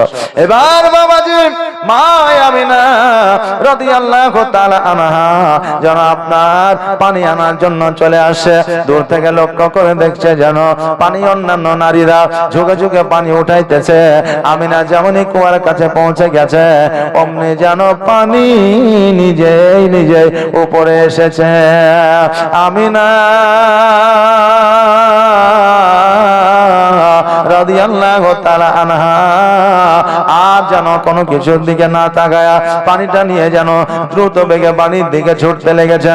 এবার এত দ্রুত বেগে ছুটছে, রাস্তায় পাথর আছে না কাকর আছে দেখা দেখি না, পানিটা নিয়েছে, ভয় পেয়েছে। রাস্তার মাঝে একটা ছুঁচলো পাথর আমিনার পায়ে যেন লেগেছে। ওই আমিনা পায়ের উপরে যখন আপনার পায়ের উপরে যখন আপনার পাথরটা লেগেছে, লক্ষ্য করে দেখলে যেন ওই পাথরটায় যেহেতু আঘাত হবে, সেহেতু পানিটা আপনার পাথরটা তুলোর চাইতে নরম কেন হয়ে যাচ্ছে। আবার যেন আমিনা লক্ষ্য করে ওই জায়গায় পা দিয়ে দেখছে পাথরটা যেন তুলোর চাইতে বেশি নরম হয়ে যাচ্ছে। আরো যেন ভয় পেয়ে গেলে আবার বাড়ির দিকে রওনা হয়ে যায়। আকাশের উপরে পাখিরা যেন কিচিরি মিচির করেছে, কিন্তু আমিনা আগে যেন যায় না। আমিনা আব্দুল মুত্তালিবের কাছে আসিয়া আব্দুল মুত্তালিবকে বলল, আব্বা গো, আজকে বড় অলৌকিক ঘটনা ঘটে গেছে। বলে, কি অলৌকিক ঘটনা? বলে, আব্বা গো, আজকে আমি যখন পানি আনতে গেলাম পানি নিজেই নিজে উপরে উঠে গেল। আমি যখন পানি নিয়ে হেঁটে আসতেছিলাম তখন পাথর ও তুলোর চাইতে নরম হয়ে গিয়েছিল। আমি এত দ্রুত বেগে এসেছি, কোন পাথরের দ্বারা আমার পায়ে আঘাত হয় না। আকাশে পাখিরা যেন আমার পিছনে পিছনে আসতেছিল আর কিচির মিচির করতেছিল, আমার আগে যেন যাইতেছিল না। আব্দুল মুত্তালিব বলে, শোনো রে ও আমিনা, শোনো, তুমি হয়তো বুঝতে পারো না, জানতে পারো না, আজকে কুয়ার পানি নিজেই নিজেই উঠে যাচ্ছে এই কারণে, কারণ তোমার গর্ভে আমার মুহাম্মদ আল্লাহর হাবিব চলে এসেছে। জোরে বলেন সুবহানাল্লাহ। ও আমিনা, আজকে কুয়ার মধ্যে তুমি যাইয়া পানি যখন উঠাবে, ঝুঁকে ঝুঁকে তুমি কষ্ট পাবে, আর তুমি কষ্ট পাইলে আজকে আমার আল্লাহ আমার নবী কষ্ট পাবে, আর আমার নবী যদি কষ্ট পেয়ে যায় আজকে আমার আল্লাহ কষ্ট পেয়ে যাবে, আর আল্লাহ কষ্ট পাইলে সহ্য করবে না। এই জন্য পানি নিজেই নিজে উপরে উঠে গেছে, পাথর নরম হয়ে গেছে এই কারণে যে আজকে পাথর যদি তোমাকে আঘাত করে দেয় কাল কিয়ামতের দিনে জবাব দিতে পারবে না। আজ পাখিরা তোমার মাথার উপর দিয়ে উড়ে যাচ্ছে না এই কারণে, কারণ সারা জাহানের বাদশা তোমার গর্ভে আছে। আজকে ওই বাদশার উপর দিয়ে উড়ে যদি আগে চলে যায় কাল কিয়ামতের দিনে জবাব দিতে পারবে না। কারণ আব্দুল মুত্তালিব স্বপ্নের তাবিরকারী ছিলেন, সবকিছু পঙ্কানুপঙ্কানু ভাবে বলে দিলেন, আমিনা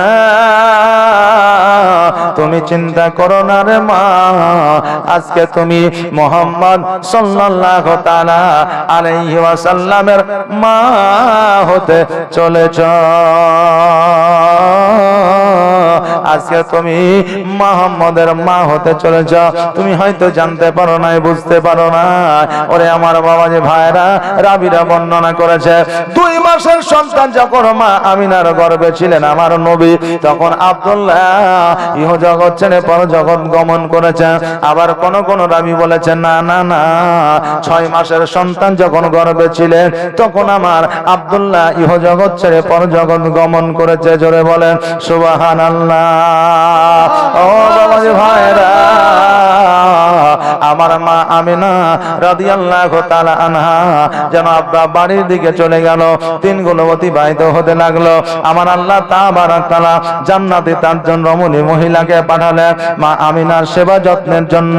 মহিলারা বলল, আল্লাহ গো, এই পৃথিবীর মধ্যে মা আমিনার বাড়ি কোনটা কেমন করে চিনবো? হযরত জিবরিল আলাইহিস সালামকে বলল, ও জিবরিল শোনো রে, আর দেরি করিও না, দেরি করিও না, জান্নাত হইতে একটা পতাকা নিয়ে গিয়ে মা আমিনার বাড়িতে গেড়ে দাও।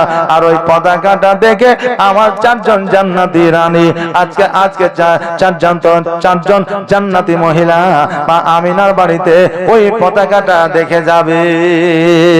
আজকে জাশ্নে ঈদে মিলাদুন নবী 12 রবিউল আউয়ালে যে পতাকাটা নিয়ে আমরা ঘুরি, ওই পতাকাটা আর কারো দেওয়া না, ওই চিহ্নটা আর কারো দেওয়া না। ওই চিহ্ন, ওই পতাকা আমার আল্লাহ তাবারক তাআলা ফেরেশতাদের মাধ্যম দিয়া সে আমলে মা আমিনার বাড়িতে পাঠিয়েছিলেন। আজকে ওই জাশ্নে ঈদে মিলাদুন নবী যদি আপনাকে কেউ প্রশ্ন করে এই পতাকাটা কোথায় পাইলে, তুমি বলবে যে এই পতাকাটা কোনো মানুষ ছাপায়নি, এই পতাকাটা কোনো জায়গা থেকে আসেনি, এই সবুজ বর্ণের পতাকা আমার আল্লাহ আমার নবীর বাড়িতে সর্বপ্রথম গেড়েছিলেন। জোরে বলেন সুবহানাল্লাহ। এই পতাকা যদি আমার নবীর সামনে, আমার নবীর আগমনের জন্য যদি আমার আল্লাহ মা আমিনার বাড়িতে পতাকা টাঙাইতে পারে, আজকে আমরা নবীর উম্মতি হইয়া আমরা কেন টাঙাইতে পারি না? শুধু এটাই নয়, আজকে অন্যান্য মানুষেরা বলে যে আজকে তোমরা নবীর জন্মদিন পালন করো, মৃত্যুদিন কেন পালন করো না? কারণ নবী তো যেই দিন এসেছিল সেই দিন তো ইন্তেকাল করেছিল, অতএব তোমরা দুঃখ পালন করো না, তোমরা খুশি পালন করো। কারণটা কি বাবাজি ভাইরা? আজকে যারা মনে করে নবী মারা গেছে, নাউজুবিল্লাহ, আজকে যারা মনে করে নবী মারা গেছে তাদের জন্য মৃত্যু দিবস, আর যারা মনে করে নবী জিন্দা তাদের জন্য জন্ম দিবস। আমরা আহলে সুন্নাত ওয়াল জামাতের মানুষ, আমরা নবীকে জিন্দা মনে করি, এই জন্য আমরা জাশ্নে ঈদ মিলাদুন নবী মানাই, মৃত্যু দিন পালন করি না। এই জন্য আমরা মৃত্যু দিন পালন করি না। আল্লাহু আকবার, নারায়ে তাকবীর, আল্লাহু আকবার। সুবহানাল্লাহ।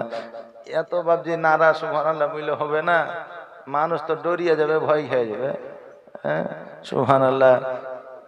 যাই হোক, ওই মাইকটার ভলিউমটা একটু কমিয়ে দাও। আমি প্রথমেই বলেছি যে ওটা একটু কমিয়ে দাও। হ্যাঁ চাচা বলুক, অসুবিধা নাই, বললে একটু জাজবা আসে নাকি, ও খারাপ কিছু করছে না নাকি, অসুবিধা নাই, তবে হয়তো আমাদের একটু ব্যাঘাত ঘটছে নাকি, অসুবিধা নাই, চলবে। তবে এত ঘন ঘন না, একটু থেমে থেমে যাক। সুবহানাল্লাহ। একবার দৌড় করে আল্লাহুম্মা সাল্লাল্লাহু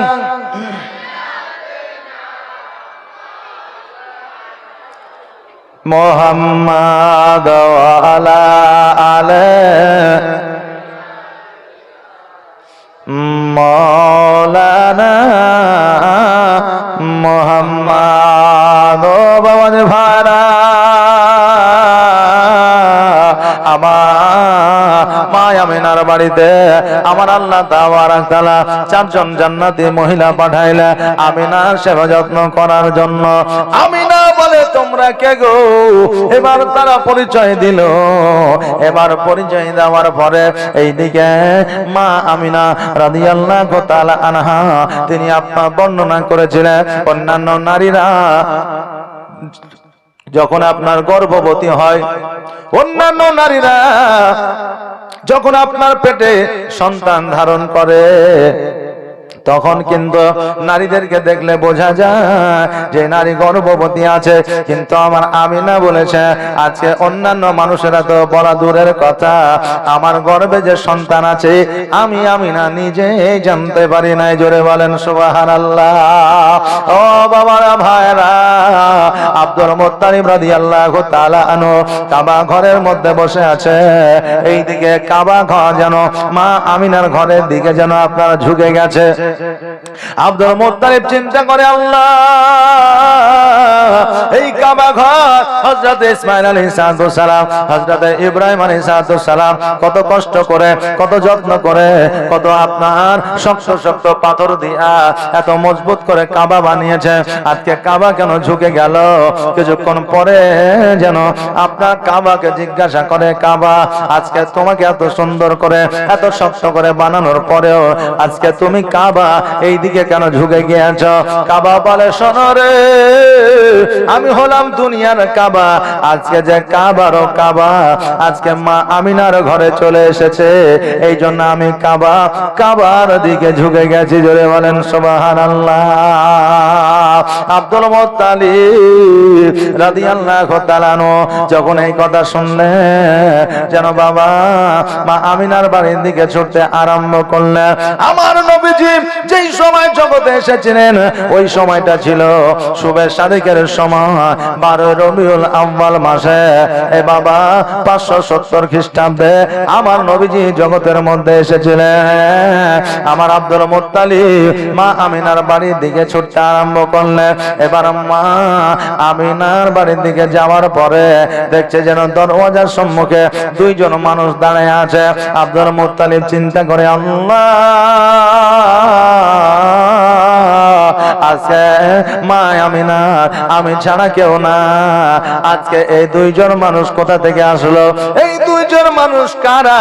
আব্দুল মুত্তালিব গুটি গুটি পায়ে যাইয়া বলল, শোনো গো, আজকে তোমরা কারা, কোথা থেকে এসেছো, তোমাদের নাম কি, তোমাদের পরিচয়টা কি? তারা বলল, শোনো গো আব্দুল মুত্তালিব, আমরা হলাম আল্লাহর ফেরেশতা, জগতের কোনো মানুষ নয়।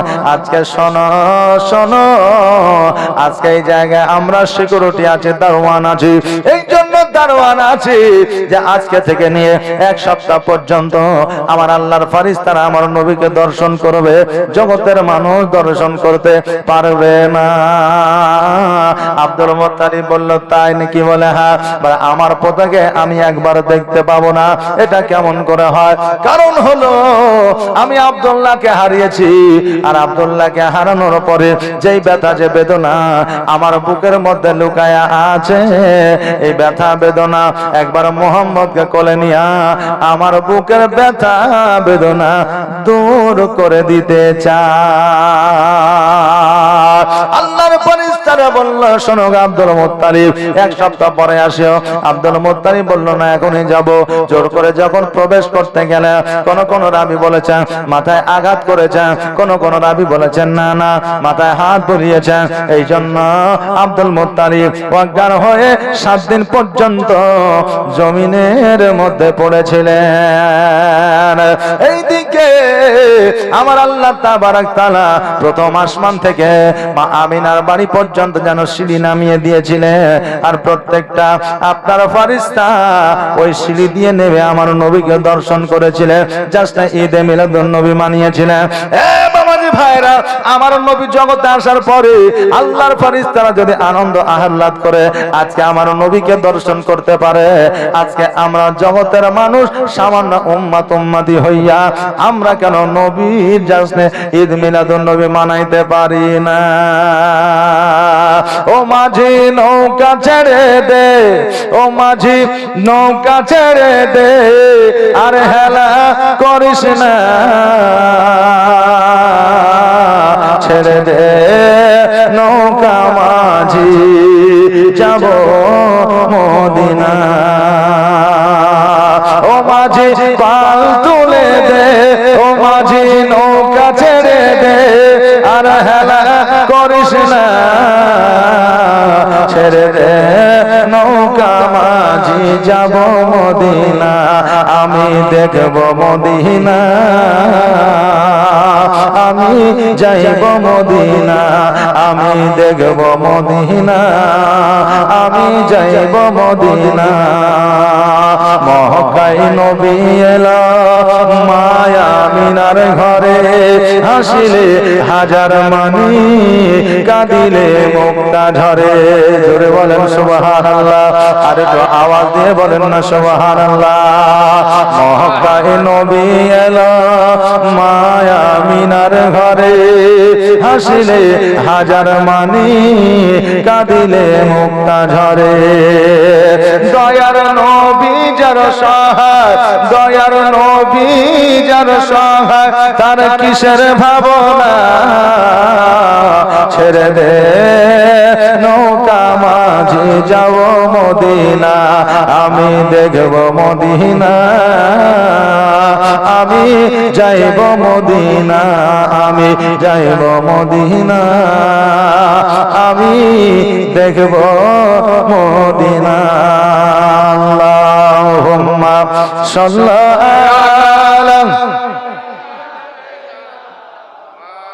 মাওলানা মুহাম্মদ ওয়া আলা আলে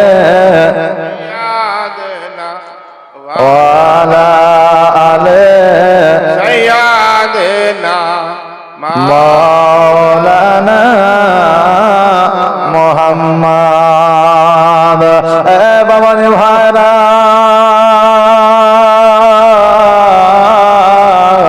আমার মা আমিনা রাদিয়াল্লাহু তাআলা আনহা যেন বাবা চুপ করে বসে আছে আর আমার নবীজিকে যেন আল্লাহর ফেরেশতারা যেন সিঁড়ি থেকে নেমে নেমে দর্শন করতে আছে আর যেন বলতেছে মুস্তাফা জান রহমাতুল লাকু সালাম আসসালাতু ওয়াসসালামু আলাইকা ইয়া রাসূলুল্লাহ আসসালাতু আসসালামু আলাইকা ইয়া হাবিবাল্লাহ আজকে যখন আমাদের পোতা হয় আজকে যখন আমাদের পুতিন হয় আজকে আমাদের যখন নাতিন হয় আজকে আমাদের যখন কোন সন্তান আসে জগৎ সন্তান আদি জগতের মধ্যে আসে তখন দেখবেন বাবা আমরাও দর্শন করতে যাই আর 100 টাকা 10 টাকা 20 টাকা চাঁদি সোনার রূপও আমরা দিয়ে আসি না বাবা দিয়ে আসি আজকে নবী যে সারা জাহানের নেতা আজকে যে নবী না হইলে আজকে কুল কায়নাত সৃষ্টি হইতো না আজকে সেই নবী শুভে সাদেকের সময় এসেছে আমি 10টা ভাইকে বলবো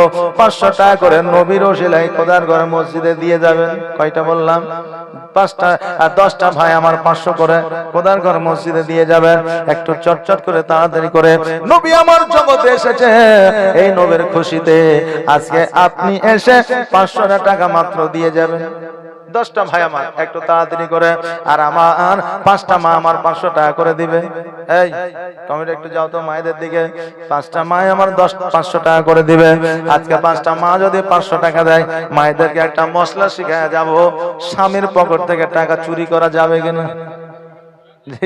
স্বামীর পকেট থেকে টাকা চুরি করা যাবে কিনা বলে দেব একটু তাড়াতাড়ি করে মায়েরা 500 করে টাকা 5টা কি নাম সেলিম ভাই সুবহানাল্লাহ নারে তাকবীর নারে রিসালাত মাসলাক আলা হযরত সেলিম ভাই আমার 500 টাকা দাতা জোরে বলে জিন্দাবাদ এই দেখেন আরো একজন 500 টাকা দিয়ে গেছে একজন বাচ্চা এই দেখেন 100 টাকা দিয়ে গেছে আর এই দেখেন 4টা দেশি মুরগির ডিম আছে যাদের শরীর দুর্বল লাস্টে বেলায় নিয়ে যাবেন জি 7 দিন আছে সকালবেলা সিদ্ধ করে খাবেন আর একজন মানুষ অপরজন মানুষের সঙ্গে যুদ্ধ করবেন অসুবিধা নাই 4টা ডিম আছে অবশ্যই নিয়ে যাবে একটা 500 টাকা হয়েছে আর 9টা 500 টাকা আমার বাপজির একটু তাড়াতাড়ি করে আসেন তো একটু ঝটঝট করে তাড়াতাড়ি করে সুবহানাল্লাহ মাশাআল্লাহ আর নবীর নাম নাই সুবহানাল্লাহ বেনামে ওগো আল্লাহ দয়াময় দয়া করিয়া একজন বান্দা বেনামেতে আজকে 500 টাকা দিয়ে গেল দান করিয়া যে আশায় যে নিয়তে করে গেল না আর দানকে কবুল করো করো আমার যোগ্য বাপে যোগ্য সন্তান এখানে ছিল আর ছিল কিনা ছিল দেখো দানে বোঝা গেল আর কলমা দরদ রিমা, সুবহানাল্লাহ সুবহানাল্লাহ, নারে তাকবীর, নারে সালাত। এই দেখেন রিমা বিবি 500 টাকা দান করেছেন। আল্লাহ যেন দানকে কবুল করুন, সকলে বলেন আমিন সুম্মা আমিন। জাযাকাল্লাহ, বারাকাল্লাহ, মাশাআল্লাহ, সুবহানাল্লাহ। এই দেখেন মায়েদের দিক থেকে একটা এসেছে, আর 4টা যদি আসে আমি বলে দিয়ে যাব সুবহানাল্লাহ সুবহানাল্লাহ। আর আমার বাপজিদের মধ্যে একজন না দুইজন দিয়ে গেছে, আর 8 জন বাপজিদের মধ্যে আর 8 জন 500 টাকা করে, একটু তাড়াতাড়ি করে আসবে। আর কলমা দরুদ লয়ে মুখে, নবীর ওয়াজুদ লয়ে হাতে, আমি যে হয়েছি রওয়ানা, সোনার মদিনা, দয়ার মদিনা, দয়ার মদিনা।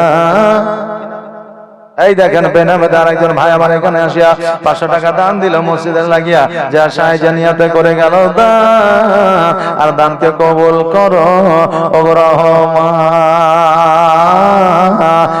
বাবা আর দেরি নয়, একটু জলদি জলদি করে আসেন, জীবনে একটু আগে আগাইব। জীবনের যেমন দরকার আছে, কালেকশনের দরকার আছে, উদ্দেশ্য মানুষকে শোনানো এবং মসজিদ উন্নতি কল্প নাকি। হ্যাঁ সুবহানাল্লাহ, একটু তাড়াতাড়ি করে আসে। আর কলমা দরুদ লয়ে মুখে, নবীর ওয়াজুদ লয়ে হাতে, আমি যে হয়েছি রওয়ানা, সোনার মদিনা, দয়ার মদিনা, দয়ার মদিনা, সোনার মদিনা। ওই দেখো জঙ্গলে শুয়ে আছে নবীর দিবানা, বাঘ বলে আমি তোমায় যে খাবো না।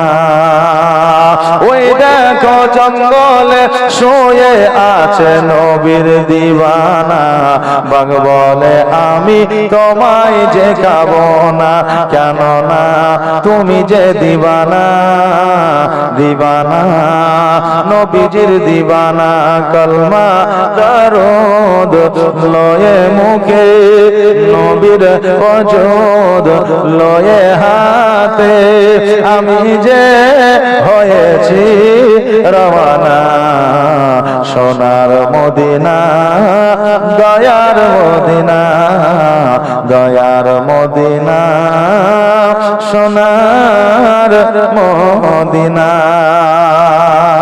সুবহানাল্লাহ। এই দেখেন 3টা 500 এসেছে, আর কমসে কম 2 দিয়ে 5টা বুঝিয়ে দেন যে, আর 2 জন দিয়ে 5টা বুঝিয়ে দেন। আপাতত জীবনে শুরু হয়ে যাবে ইনশাআল্লাহ। মায়েদের দিকে একটু চাদর নিয়ে যাও, যাও। এখানে একটা মোটামুটি আরবিয়ান মানুষ বসে আছে, আল হাবিবি। সুবহানাল্লাহ। না যাক, পোশাক আশাক বাচ্চারা এখন থেকে পরে থাকলে ভবিষ্যতে পরবে নাকি। আর এখন থেকে যদি প্যান্ট শার্ট লাগিয়ে দেয়, তাহলে ওই পাঞ্জাবি আর পায়জামা চিনতে পারবে না। এই ঈশান ওদের বাড়িতে মনে হয় আমি আছি নাকি গো। সুবহানাল্লাহ। মৌলবি সবাই বাড়িতে রাখতে পারে না, আর সবারই বাড়িতে মৌলবিরা থাকতেও পারে না। সুবহানাল্লাহ সুবহানাল্লাহ। এই দেখেন মায়েদের দিক থেকে জাযাকাল্লাহ। এই দেখেন কত বলে টাকা এসছে, 200 টাকা। কি নাম গো? সুবহানাল্লাহ। এই দেখেন বেনামে তার একজন ভাই আমার এখানে আসিয়া 200 টাকা দান দিল খোদার ঘর মসজিদের লাগিয়া, যা সে জানিয়াতে করে গেল দান, আর দানকে কবুল করো ও গো রহমান। সুবহানাল্লাহ, মাশাআল্লাহ, জাযাকাল্লাহ। এই দেখেন আপনাদের এই এলাকার দিকে নামগুলো মোটামুটি ভালোই আছে। হ্যাঁ, এক এক জায়গাতে নাম আপনার ভেটু, পল্টু, হ্যাঁ, তারপরে সল্টু, হ্যাঁ, তারপরে ঝন্টু, মেলা রকমের নাম আছে। এই নামের কোনো মানেই নাই, অর্থ নাই, কথা বুঝলেন না। রাখতে হয় তাই রেখে দিয়েছে। একজনের আপনার প্রথম কন্যা হয়েছে, মৌলবীর কাছে গেছে, বলে হুজুর আমার একটা কন্যা হয়েছে, তো নামটা রেখে দেন। তো বলছে কাজ করো, ফাতেমা রাখো। তো বলছে চলবে না। বলছে খাদিজা, বলছে তাও চলবে না। বলছে আয়েশা, বলছে তাও চলবে না। ওয়াসিম, সুবহানাল্লাহ। দেখেন কত সুন্দর নাম, দেখেন। এই দেখেন ওয়াসিম রাজা 100 টাকা দান করে গেছে। আল্লাহ যেন দানকে কবুল করেন। তো বুঝলেন, এবার মৌলভী সাহেব যখন ইসলামিক নাম বলছে, বলছে হুজুর একটু মডার্ন নামগুলো বলেন না। তখন মৌলভী সাহেব রেগে যাবে যে তোমার বেটির নাম জোসনা রেখে দাও। কারণ ওই একটা সময় ওই মৌলভী ছোটকালে বেদের মেয়ে জোসনা রেখেছিল, কথা বুঝলেন না। তো বলে জোসনা রেখে দাও। তো বলছে ঠিক আছে, জোসনা রাখলাম। তো জোসনা নাম তো আর খুব খারাপ না। জোসনা মানে আলো, জ্যোতি, নূর। তো জোসনা নাম রেখে দিয়েছে। এবার বুঝলেন ওই বান্দার চারটা পরস্পর বেটা হয়েছে। এখন মৌলবীর কাছে নাম রাখতে এসেছে, এখন মৌলবী তো দেখছে যে এ বেটা ভালো মানে খারাপ নাম ছাড়া ভালো রাখে না, তো সময়টা আমি ব্যয় করব না, ওকে খারাপ নামই আগে বলবো। তো এবার বলছে মৌলবী সাহেব নাম তাহলে চারটা রেখে দেন। তো বলে তোমার বড় বেটার নাম রেখে দাও ছেঁড়া, বলছে খুব সুন্দর নাম। তারপরে বলছে তোমার মেজো বেটার নাম রেখে দাও ফুটা, বলছে আরো সুন্দর। তো বলছে তোমার সেজো বেটার নাম রেখে দাও বাঁশি, বলছে এটা তো একবারে কি বলো মাশাআল্লাহ। তো বলছে তারপরে তোমার ছোট বেটার নাম রেখে দাও লাঠি। তো বেটাদের নাম কি হলো? ছেঁড়া, তারপরে হচ্ছে ফুটা আর বাঁশি আর লাঠি, এই চারটা নাম রেখে দিয়েছে। মানুষ নামের অর্থই জানে না। কিছুদিন আগে আমাদের ওখানে একজন বেটার নাম রেখে দিয়েছে আজাজিল। কথা বুঝতে পারলেন না? আজাজিল কাকে বলে জানেন? জানেন? আজাজিল শয়তান। আবার কাউরে নাম রেখে দিয়েছে আবু জেহেল, পাল্টে দিয়েছে পরে। ও ভাবছে যে এগুলো ইসলামিক নাম, ও তো শরীয়তের মধ্যে আসেই না, তো জানবে কি করে? একজনকে আপনার জামাই দেখতে গেছে, যাওয়ার পরে বলছে যে আচ্ছা বলো বেটা সব প্রশ্ন তো করলাম, তো ফজরের নামাজ কয় রাকাত? তো বলছে হবে 100 রাকাত। তোর খ্যাপা কথা কার, 100 রাকাত নামাজ, তাহলে 150 রাকাত। ভাবছে মনে কম হয়ে যায়। সুবহানাল্লাহ। তো যদি না জানা থাকে তাহলে কি করে হবে? তো বুঝলেন, এবার আপনাদের দিকে যদি মেয়েরা বড় হয় তাহলে বিদেশে বিয়ে দেন না, এক দেশ থেকে আরেক দেশে। তো এবার আরেক দেশের লোক এই দেশের মেয়েকে দেখতে এসেছে, এবার দেখাশোনা হয়েছে, পছন্দ হয়েছে, কথাবার্তা হয়ে গেছে, এবার খাইতে দিয়েছে। তো হাত মুখ ধুয়ে আসেন, এবার সবাই হাত মুখ ধুয়ে এসেছে। তো এবার বাড়ির মালিক বলছে বেটা ছেঁড়া পাটিগুলো নিয়ে। এখন মুড়ল বলছে আরে বাড়ি থেকে গোটা পাটি নাই। পাটি বুঝেন তো, যেগুলো বসে। তো বলছে এদের বাড়িতে মনে হয় গোটা পাটি নাই। কি নাম? ইমাম। সুবহানাল্লাহ। এই দেখেন ইমাম, এই দেখেন কত সুন্দর নাম, সুবহানাল্লাহ। তো এই দেখেন এবার বলছে যে আরো লোক বলছে যে সবাই তো সমান হয় না, তা আরো লোক বলছে যাক ছেঁড়া পাটিতে বসা যাবে, টেনশন নাই, অতি বসে খাই নেবো। তারপরে বলছে বেটা ফুটা থালি গুলা লিয়ে আয়। এখন লোকে বলছে বাবা এর এই থালি তো ডাল তো খাওয়া যাবে না, যাই খাওয়ার খাও অসুবিধা নেই, কিন্তু ডাল তো সব পড়ে যাবে। তো যে ডাল নিবি না, অন্য সবজি নিয়ে খেয়ে নিবি। থাল নিয়ে আসতে বলছে। এবার কিছুক্ষণ পরে বলছে বেটা বাসি খাবার গুলো লিয়া। এই পাগলা লোক কোন টাকার বিয়েতে বউ দেখতে এসেছে, বাসি খাবার খাইতে এসেছে, তোমার খাবার খাবো না।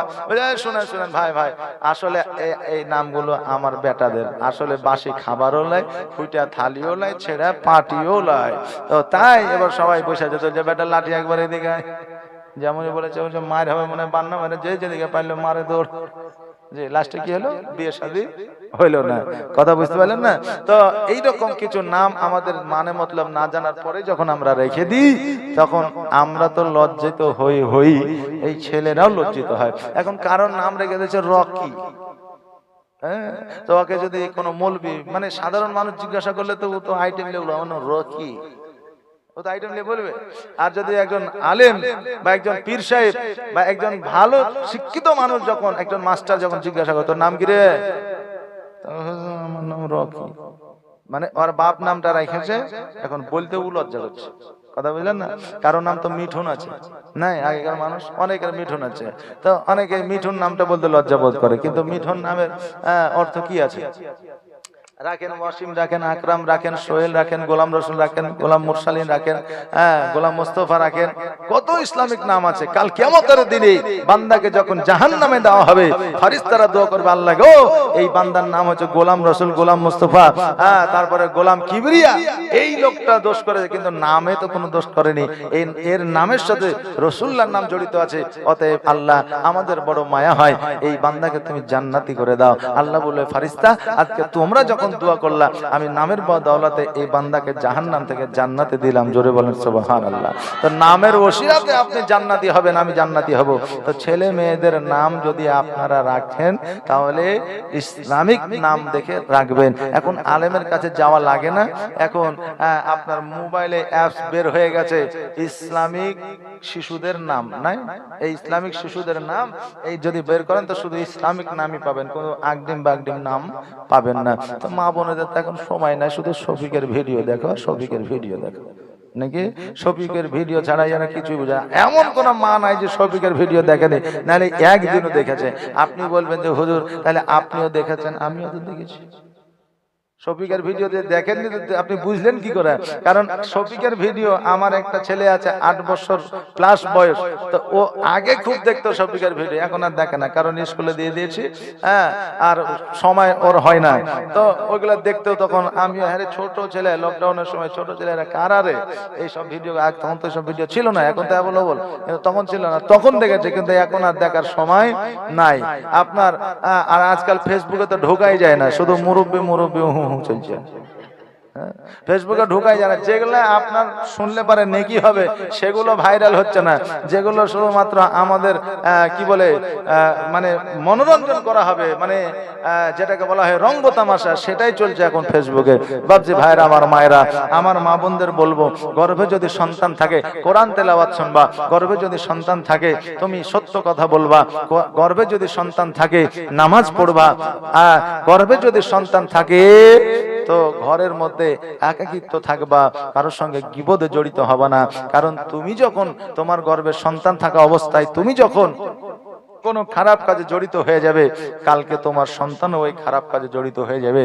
কারণ তোমার গর্ভে যখন সন্তান থাকে, তোমার মুখটাই সন্তানের মুখ, তোমার কানটাই সন্তানের কান, তোমার খাবারটাই হচ্ছে সন্তানের খাবার।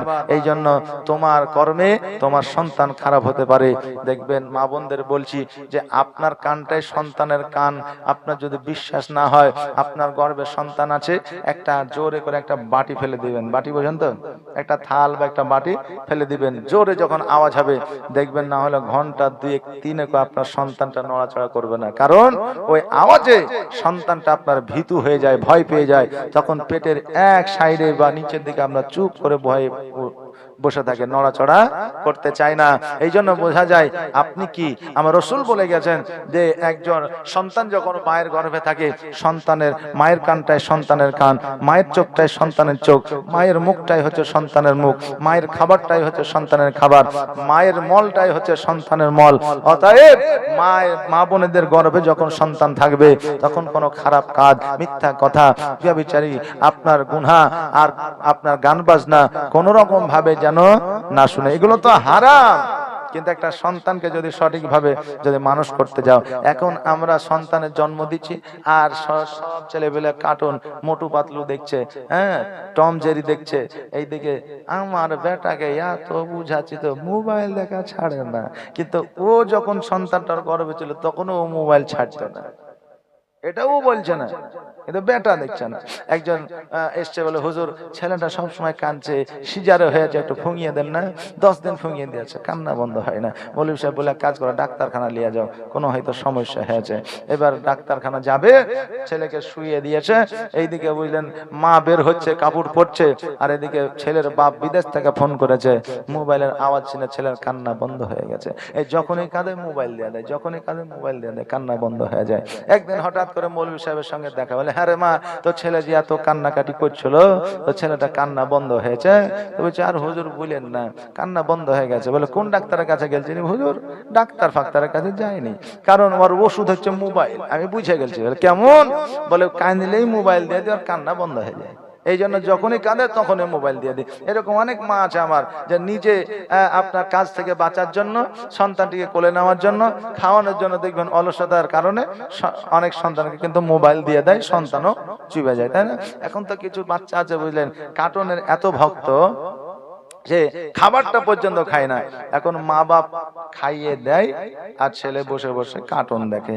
এখন যদি ছেলেদের মুখটা যদি খুলে দেওয়া হতো, তাইলে ওই মুখটা খুলে মাকে দিয়ে দিত, ও যত খুশি খাবার দে আর আমি বসে বসে কার্টুন দেখি।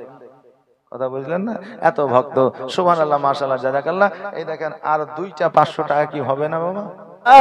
আমার আব্দুল মুত্তালিব একদিন নয়, 2 দিন নয়, 7 দিন পর্যন্ত আপনার জমিনের মধ্যে অজ্ঞান হয়ে পড়েছিলেন। এবার বাবা যে ভাইরা, 7 দিন পরে যখন আপনার জ্ঞানটা ফিরলো, জ্ঞান ফেরার পরে এবার যখন দরওয়াজার দিকে লক্ষ্য করে দেখলো 2 জন সিকিউরিটি ছিল, তারাও না, যারা আসমান থেকে জমিনের মধ্যে মা আমিনার বাড়িতে আমার নবীজিকে দর্শন করতে আসছিল, তাদেরকে যেন দেখা যায় না। আব্দুল মুত্তালিব চট করে যেন দ্রুত বেগে মা আমিনার ঘরের কাছে যাইয়া আমিনা আমিনা বলে ডাক দেয়। আমিনা বলে আব্বা গো, আপনি এতদিন পরে আসছেন, কারণটা বুঝলাম না।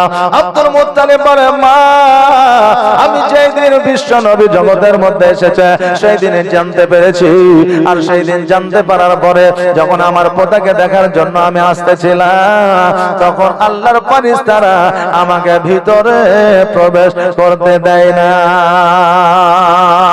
মা আমিনা রাদিয়াল্লাহু তাআলা আনহা বলে, ও ভাই আমার আব্বা জান, আজকে আপনাকে ঘরের ভিতরে প্রবেশ করতে দেওয়া তো দূরের কথা, আমি যেই সময় আমার দয়াল নবী জগতের মধ্যে আসলো আমি দেখলাম, তারপরে থেকে আমি না এক সপ্তাহ ধরে আমার সন্তানকে আমি দেখতে পাই না। বলে কেন রে আমি না? বলে আমার সন্তান, আমি ঘরের মধ্যে বসেছিলাম, হঠাৎ করে লক্ষ্য করে দেখলাম যে নূরখানা, যে আলোখানা আজকে আমার গর্বে ছিল, আজকে ওই আলোখানা কিছুক্ষণ পরে দেখি জমিনের মধ্যে এসে পড়লো। জোরে বলেন সুবহানাল্লাহ। ওই নূরখানা দেখলাম আমার আখেরি পয়গম্বর মুহাম্মদুর রাসূলুল্লাহ সাল্লাল্লাহু তাআলা আলাইহি ওয়াসাল্লামকে দেখলাম, আর জান্নাতি দোলনায় আমার নবীকে শোয়া দিয়া আল্লাহর ফেরেশতারা এক এক করে এসে দর্শনটা করে যায়। আমি না বসে বসে দেখলাম। আব্দুল মুত্তালিব বলে, আমি না, তোমার কি কোনো অসুবিধা হয়েছে রে মা? তোমার কি পানি লাগে? তো তোমার কি কোনো কাজকর্ম করতে হবে বলো? আমি আব্দুল মুত্তালিব যতদিন পর্যন্ত হায়াতে আছি, আমি আব্দুল মুত্তালিব যতদিন পর্যন্ত আমি বেঁচে আছি, ততদিন পর্যন্ত তোমার কোনো কষ্ট হবে না। আমি না বলে, আব্বা গো, আমার আল্লাহ চারজন আপনার নারী জান্নাত হইতে পাঠিয়ে দিয়েছে, আজকে আমি কেমন করে কষ্ট পাইতে পারি? অসুবিধা আমার হতে পারে, কোনোদিনও হবে না। ও গো আব্বা জান, আজকে জগতের নারীরা যেইভাবে বাচ্চা প্রসব করে, আমার তো সেই রকম ভাবে বাচ্চা প্রসব হয় নাই। আমি দেখলাম পেটে নূর আছে, হঠাৎ করে দেখি জমিনের মধ্যে দেখা যায়। জোরে বলেন সুবহানাল্লাহ। এ বাবাজি মায়েরা, আজকে জগতের নারীরা যেইভাবে বাচ্চা প্রসব করে, আজকে আমার আমিনা, আজকে খাদিজা, আজকে মা ফাতেমা, আজকে ওই রকম ভাবে বাচ্চা জন্ম আপনার গ্রহণ করায় নাই। জোরে বলুন সুবহানাল্লাহ। ও বেরাদার, আজকে আমার মা বোনেরা আজকে ফিরিতে আপনার নেকি পায়, অফারে তারা নেকি পায়। কারণ হইল আমার দয়ার নবী বলেছে, একটা মা যখন আপনার সন্তান প্রসব করে, একটা হজের সব ওই মা পেয়ে যায়। সন্তান প্রসব করতে গিয়ে যদি ইন্তেকাল করে, ওই মাকে শহীদের দরওয়াজা দেওয়া হয়। জোরে বলেন সুবহানাল্লাহ। আরে বাবা, জগতের মধ্যে সবকিছুই কিনা পাওয়া যায়, আসমান চাইলে কিনে পাবেন, কারণ আসমানে এখন জায়গা কিনে পাওয়া যাচ্ছে, যাচ্ছে না? পাওয়া যাচ্ছে। জমিন চাইলে জমিন পাবে, তারা কিনলে তারা পাবে। আপনি পৃথিবীর মধ্যে যা কিনতে চাইবেন সবই পাবে, শুধু কিনে পাবেন না একটা মা। মা কিনে পাবেন, কিন্তু মায়ের মতো হবে না। যেই মা বিনা স্বার্থে ভালোবাসে, ওই মাকে কিনে পাওয়া যাবে না। সারা আসমান জমিন বিক্রি করে দিলেও আজকে যেই মাকে আমরা অবহেলা করি, আমরা হয়তো জানি না ওই মায়ের পায়ের তলে আমাদের জান্নাত রয়েছে। এই জন্য বলছে, মায়ের দিলেতে ব্যথা কখনো দিও না, কখনো দিও না। মায়ের দিলেতে ব্যথা কখনো দিও না, কখনো দিও না। আর মায়ের দোয়ায় পাওয়া যায় গো,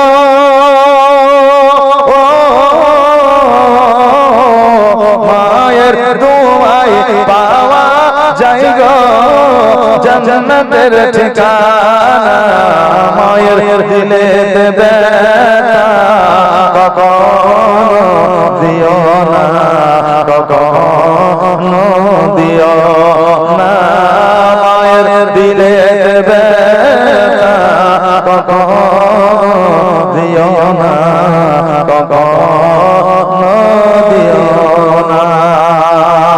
দেখো দুঃখে দুঃখী নীরবে আর ছেলের খুশির করে মা মরতে রাজি হবে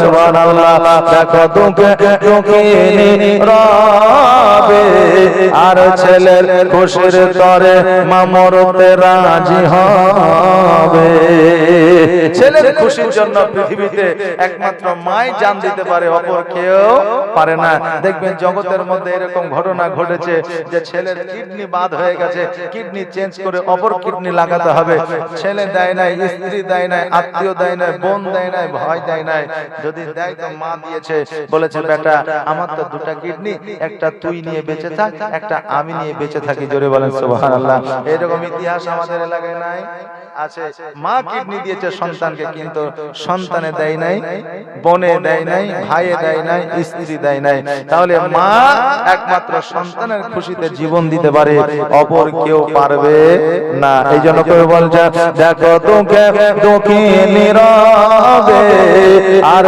ছেলের খুশির করে মা মরতে রাজি হবে আর জীবন দিলে শোধ হবে না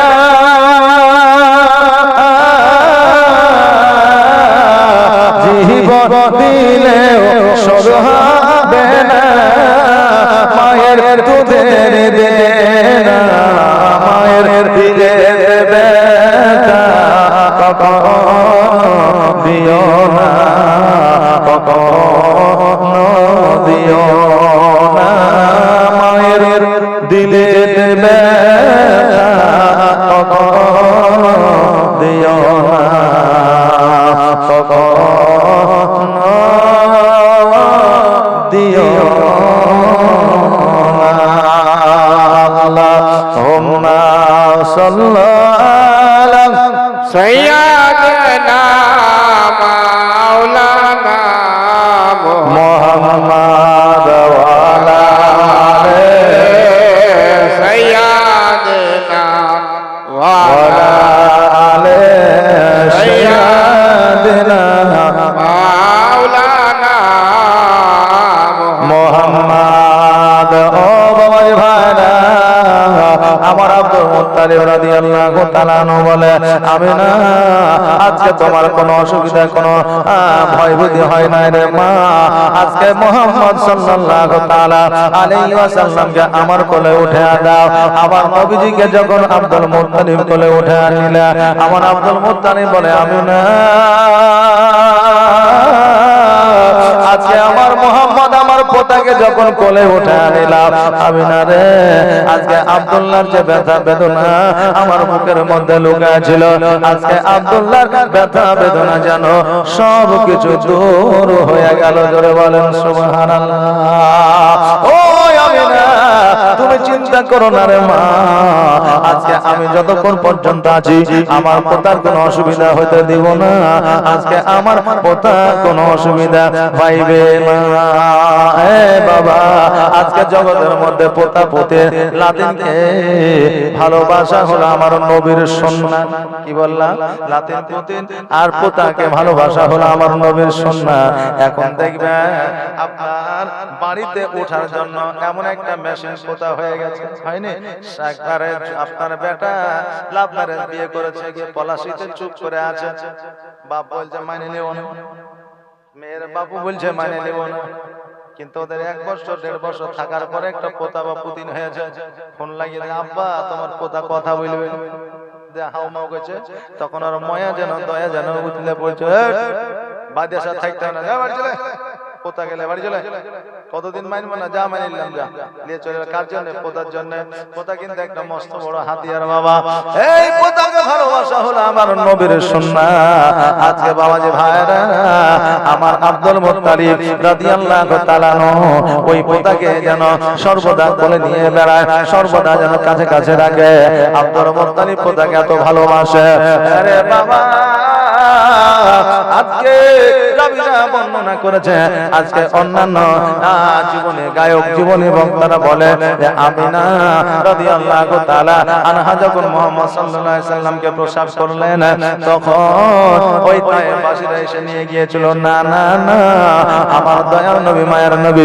সাল্লাল্লাহু তাআলা আলাইহি ওয়াসাল্লাম পৃথিবীতে আগমন করে কমসে কম 3 মাস পর্যন্ত মক্কায় ছিলেন।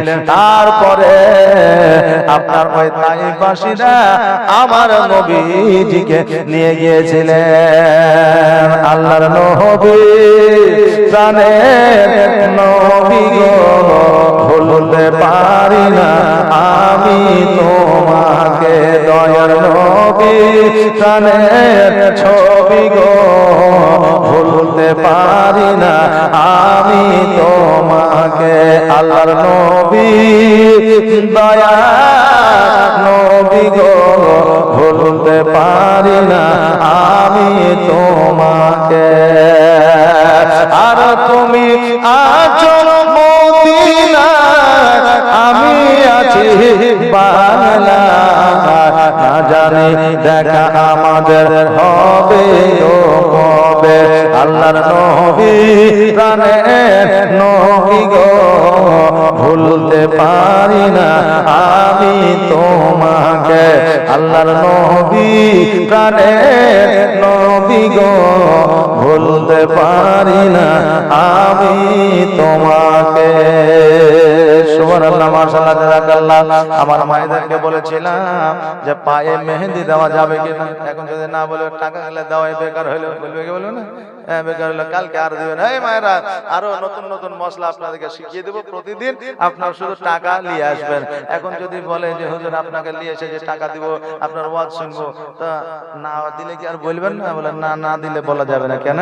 কারণ আমার জীবনে শোনার জন্য আপনারা ডেকেছেন, কিন্তু মশলা শোনার জন্য তো না। মশলার জন্য আলাদা লাগবে, আপনারা দান করবেন আর আমি আপনাদেরকে মশলা শিখিয়ে দিয়ে যাব। কারণ কুছ পানে কে লিয়ে কুছ খোনা পড়তা হয়, তাই না? কিছু পাওয়ার জন্য কিছু দিতে হয়। আপনারা মসজিদে দিবেন আর আমি আপনাদেরকে নতুন নতুন কিছু মশলা শিখিয়ে দিয়ে যাব। পায়ে মেহেন্দি দেওয়া যাবে যদি স্বামী চায়। যদি স্বামী বলে যে তোমাকে পায়ে মেহেন্দি দিয়ে খুব ভালো লাগে বা সুন্দর লাগে, তাহলে পায়ে মেহেন্দি দেওয়া যাবে। কিন্তু আপনার নিজের ইচ্ছাতে নয়, মেহেন্দি নিজের ইচ্ছায় দেওয়া তা নয়। কিন্তু কোন মেহেন্দি আপনি হাতে লাগিয়েছেন, হয়তো চুলে লাগিয়েছেন, ওই মেহেন্দিটাই আবার আপনি পায়ে দিবেন, তাহলে হবে না। আলাদা ভাবে মেহেন্দি আপনাকে বাটতে হবে, দিয়ে আপনাকে অনলি শুধু পায়ে দিতে পারবেন, অন্য কোনো জায়গায় দেওয়া যাবে না। আর স্বামীর পকেট থেকে টাকা চুরি করা যাবে কিনা? টাকা চুরি করা যাবে, তবে 5000 থাকলে 50 টাকা, 100 টাকা, তার বেশি নয়, সীমিত। এটাতে কি হয়, স্বামী আর স্ত্রীর মহব্বত বাড়ে। 5000 টাকা পকেটে রেখেছে, গোসল টোসল করেছে, জামা গায়ে দিয়ে আবার বাজারে চলে গেছে। বাজার থেকে রাত্রিবেলা এসে বিবি খেতে দিয়েছে, বিবিকে বলছে হ্যাঁ গো, পকেটে যে 5000 টাকা ছিল, তো বাজারে যে দেখছি 100 টাকা কম, তুমি নিয়েছো নাকি? তখন মা আমার মুখে কাপড় দিলে, তোমার টাকা কে লিয়েছে, তুমি দেখো গা, বলে না। তখন এবার স্বামী দেখবে যে তাই তো রে, টাকা যদি চোরে লে তো সবই নিবে, আর বাড়ির লোকে নিলে 100 টাকা নিবে, তাই না? তখন বলবে কে লিয়েছে তা আমি জানি না। ওর কথা শুনে ইও হাসবে, ওর কথা শুনে ও হাসবে। এই হাসিতে হাসিতে আল্লাহ নেকি দিবে, কারণ স্বামী স্ত্রী হাসলে নেকি পাওয়া যায়, নেকি দিবে। এতে মহব্বত কমবে না, বাড়বে। এই জন্য স্বামীর পকেট থেকে টাকা নেওয়া যাবে, কিন্তু সীমিত। 5000 দিলে থাকলে 5000ই নেওয়া যাবে না। আবার কিছু বিবি আছে, হ্যাঁ, স্বামীর পকেটে টাকা দিলে সব খরচা করে দিবে, টাকা গেলে সব আলমারিতে ভরবো। যেমন আমারই একটা আছে, বুঝলেন না, জালসা করে টাকা নিয়ে বাড়িতে রেখেছি যে এবার বর্ধমান যাব, তারপরে গাড়িতে তেল ঢুকিয়ে নেবো, চলে যাবো। এবার ঘুম থেকে উঠে গোসল করে পাঞ্জাবি গাড়িতে তেল পাম্পে চলে এসেছি, তেল ঢুকে নিয়েছি, তারপরে দেখছি পকেটে টাকা নাই। ফোন করছি, টাকা নিয়েছো? বলে হ্যাঁ নিয়েছি। তো বলে সবই নিতে হবে, তো সবই কি খরচা লাগবে? গাড়িতে তেল লাগে এটা জানো না নাকি?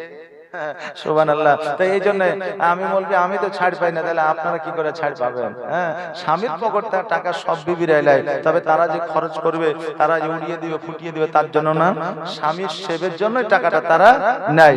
এতে তাদেরকে খারাপ কিছু ভাবার নাই। অতএব যে ভাইরা, আমার মায়েদেরকে বলবো যে পকেট থেকে টাকা নেওয়া যাবে। আমি একবার এই মশলাটা এতে বলে এসেছিলাম রানীনগর থানায়, তখন থেকে ফোন করে বলছে হুজুর এবার জালসাতে আপনি আসবেন, নিয়ে আসবো আপনাকে, এবার বলে দিবেন যে কত টাকা নিতে হবে। তার কারণ হলো আপনি বলে গেছেন যে স্বামীর পকেট থেকে টাকা নেওয়া যায়, বাড়িতে জামা থাকলেই টাকা থাকে না, জামা থাকে কিন্তু টাকা থাকে না। কিছু বললেই বলে তো মৌলভী সাহেব বলেছে টাকা নেওয়া যায় যাচ্ছে, তাই আমরা নিয়ে নিই। হ্যাঁ, কিন্তু কতটা নেওয়া যাবে এটা একবার বলে দিয়ে যান। এই জন্য খুইলে খাইলে একবারে সবকিছু কি বলে মানে সবকিছু পরিষ্কার করে বলে গেলাম। 50 থেকে 100 টাকা, তার বেশি নেওয়া যাবে না, বা তার বেশি চুরি করা যাবে না। যদি নেন স্বামীর আদেশ নিতে হবে, পরামর্শ নিতে হবে। হ্যাঁ গো লিবো, নেওয়া যাবে, লিবো কি, তোমার কোনো অসুবিধা আছে নাকি, বলে নিতে হবে। সুবহানাল্লাহ, মাশাআল্লাহ, জাযাকাল্লাহ। এই দেখেন 4টা ডিমও আছে আমাদের এখানে। এই ডিমটা যারা শরীর দুর্বল আছে, ঠান্ডা দিন সকালবেলা সিদ্ধ করে খাবেন, নিয়ে যাবেন।